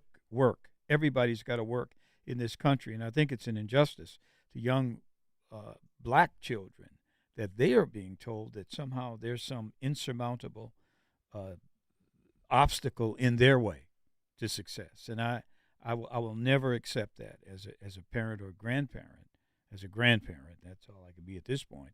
But I've got to teach them constantly, you are not a victim. You are a victor. Brian in Evansville, Indiana. You're on Chicago's Morning Answer. Yeah, good morning, guys. Thanks for taking my call. I'm going to try to quickly clear up this racism thing in America. Okay. Are you guys familiar with Nathaniel Bacon's rebellion of 1676? I am. When you get a chance, go Google that story and read it. What you want to find out is, during early colonial times, both Africans, Scottish, and Irish were all prisoners of war, and they worked those to battlefields together. What happened is a guy by the name of Nathaniel Bacon came to America and organized them and started a rebellion, and they burned down the house of Burgess that was ran by Governor Wheatley at the time and became his wife. Governor Burke. What happened is Nathaniel Bacon died of dysentery, and King Charles II sent the British Navy and broke it up, and they hanged 21 people. And the elites at the time said, we got to stop people, the poor, from rising up against us. And guess how they stopped it? I'll give you one guess. They divided them with racism. That's when you first had race-based slavery in America. Mm-hmm. Thanks for hearing me. Thanks for the call, Brian. That's an excellent historical reference, and he's right about the revolt in Jamestown that Nathaniel Bacon led. It was European indentured servants, it was the enslaved, and it was also free Africans in this country as well. 1670, nothing new in this world, just the history you don't know, as Truman is credited as saying, and human condition doesn't change that much. And here we go, an example from 1676. That's good. It's good. Very good. Oh, speaking of crack pottery, John in Mundelein, you're on Chicago's Morning Answer. Leftist troll, John. Hey, thanks for taking my call. I'm pleasantly surprised. Dan, I'd like to ask you and your listeners to consider a hypothetical. I know that your job is to tell your listeners that Donald Trump is the victim of political persecution. See you later. Don't tell me what my job is, you punk-ass bitch, leftist troll. I'm so sick of it. You know, your smarmy bull job. You think I'm going to tolerate that? No. I'll tell people what your question was because I saw it on the screen. What if Hillary Clinton had called the Wisconsin Attorney General after the 2016 election? That was John from Mundelein's big gotcha question. This is how much of a simpleton people like him are that, you know, pen folk music in their basement while their wife works to support him. Pathetic. Pathetic eunuch. That's your Democrat socialist man. Pathetic eunuchs. The answer, John from Mundelein, to your question that you couldn't get out because you had to be your smarmy, spineless self, is if the transcript was exactly the same, Hillary Clinton and the AG of Wisconsin and Trump and Raffensperger, my conclusion would be exactly the same. Hillary Clinton would have had every right to call the Attorney General with her election attorneys on the phone and her chief of staff on the phone saying, Attorney General of Wisconsin, you know, you have to look at these specific cohorts of votes that we think should have been counted or shouldn't have been counted. We lost by, 11,000 votes. So, I'm just looking, you know what I'm looking for? I'm looking for 11,000 votes that on the net should have been counted. Or, on the net, 11,000 vote change. But we have specific. We're not asking for a total recount. This was I'm summing it, but this was the nature of the call. And Cleta Mitchell was on the call, and Mark Meadows. I mean, election attorneys, responsible election attorneys, by the way, who also haven't been indicted by Fani Willis, like Cleta Mitchell wasn't, even though she was on the call. Is she a co-conspirator? No, because you have the right, however inartful, to say to the state Secretary of State, you got it wrong. Here's how you got it wrong. We want you to do this. And he said, no, I'm not going to do this, and you can't make me. Go to a court of law. And they went to the courts of law, and they didn't get it. So if Hillary Clinton would have done the same thing in Wisconsin, I would have said the same thing. Unlikely it's going to happen. Unlikely it's going to happen. Here's the process, and we'll see what happens. And then the result is the result at that point. And you lost Georgia, just like she lost Wisconsin. So there's your answer, you knucklehead. Did you get me, John? Nitwit. Ralph and Rantoul. Hey, good morning, Dan, and hi, Charles. Always good to hear your morning. voice. Dan, since you're willing to potentially embrace the Gimme Dat as a master brand, I've decided to maybe abandon some of the flankers. And so I thought maybe BLM Brandon's next master brand, sub-brand, could be just Gimme Dat car. And it would extend throughout the city, including the airport, because that's part of Chicago, and just do away with those silly rental agreements and contracts. All it takes is somebody to stand in front of your car with a weapon, and then you're required to surrender it. And if you can find it later, great. But it simplifies the whole car exchange process. There's no terminals. It's just wherever you are, somebody points a weapon at you, you've got to surrender your car. it's the Gimme Dat car, and I think it'll revolutionize transportation in the city. It's interesting. I think that could outcompete Zipcar, certainly for market share. But I don't think you need a weapon. I think the whole point is you say, "Give me that," and you're required to relinquish your car. It doesn't require any sort of threat of violence. It's just it's a claim that you're making. Yeah, it's a claim that you're making. And if somebody's not there, if you say, "I see a car parked," and you want to get a Gimme Dat car, then you just everybody should be required to leave their keys in the car so you can avoid all the ugliness of vandalism or violence. How about that? Yeah, and I think it'll work. And next week, if I'm able to get through, I'll maybe discuss more on the restaurant concept, which is just give me that food. You could put thanks for the franchise call, it Ralph. in the city-owned grocery store. Well, that's right. Have a kiosk. Yeah, I mean, right. And then the Gimme Dat grocery stores are the sole supplier of the Gimme Dat restaurants. You see, you have to integrate it. And then when Andre Vasquez buys up buildings for BLM Brandon and turns the financial district into a housing complex, then you just say, "Gimme Dat unit." And then that's the Gimme Dat real estate development. Is that a Gimme Dat property? It sure is. Mm-hmm. We're on to something. I mean, it's still a work in progress, but we're getting there thanks to Ralph's marketing leadership. Greg and LaGrange. Hey, good morning. If that dude Ralph is smart, he gets that domain name. Exactly. I'll tell you what. I'm still surprised at how many people are hung up on the whole Hillary Trump thing when you have a party in power right now that is basically executing a self-demolition of our culture and Western civilization. And I would disagree with Charles in so much about what's holding people back is that when you destroy the nuclear family and when you destroy education, like they've done, like I'll use Michael Anton's word, like the regimes in power have done, this is what you get. And slowly but surely, you're breaking apart the seams of society.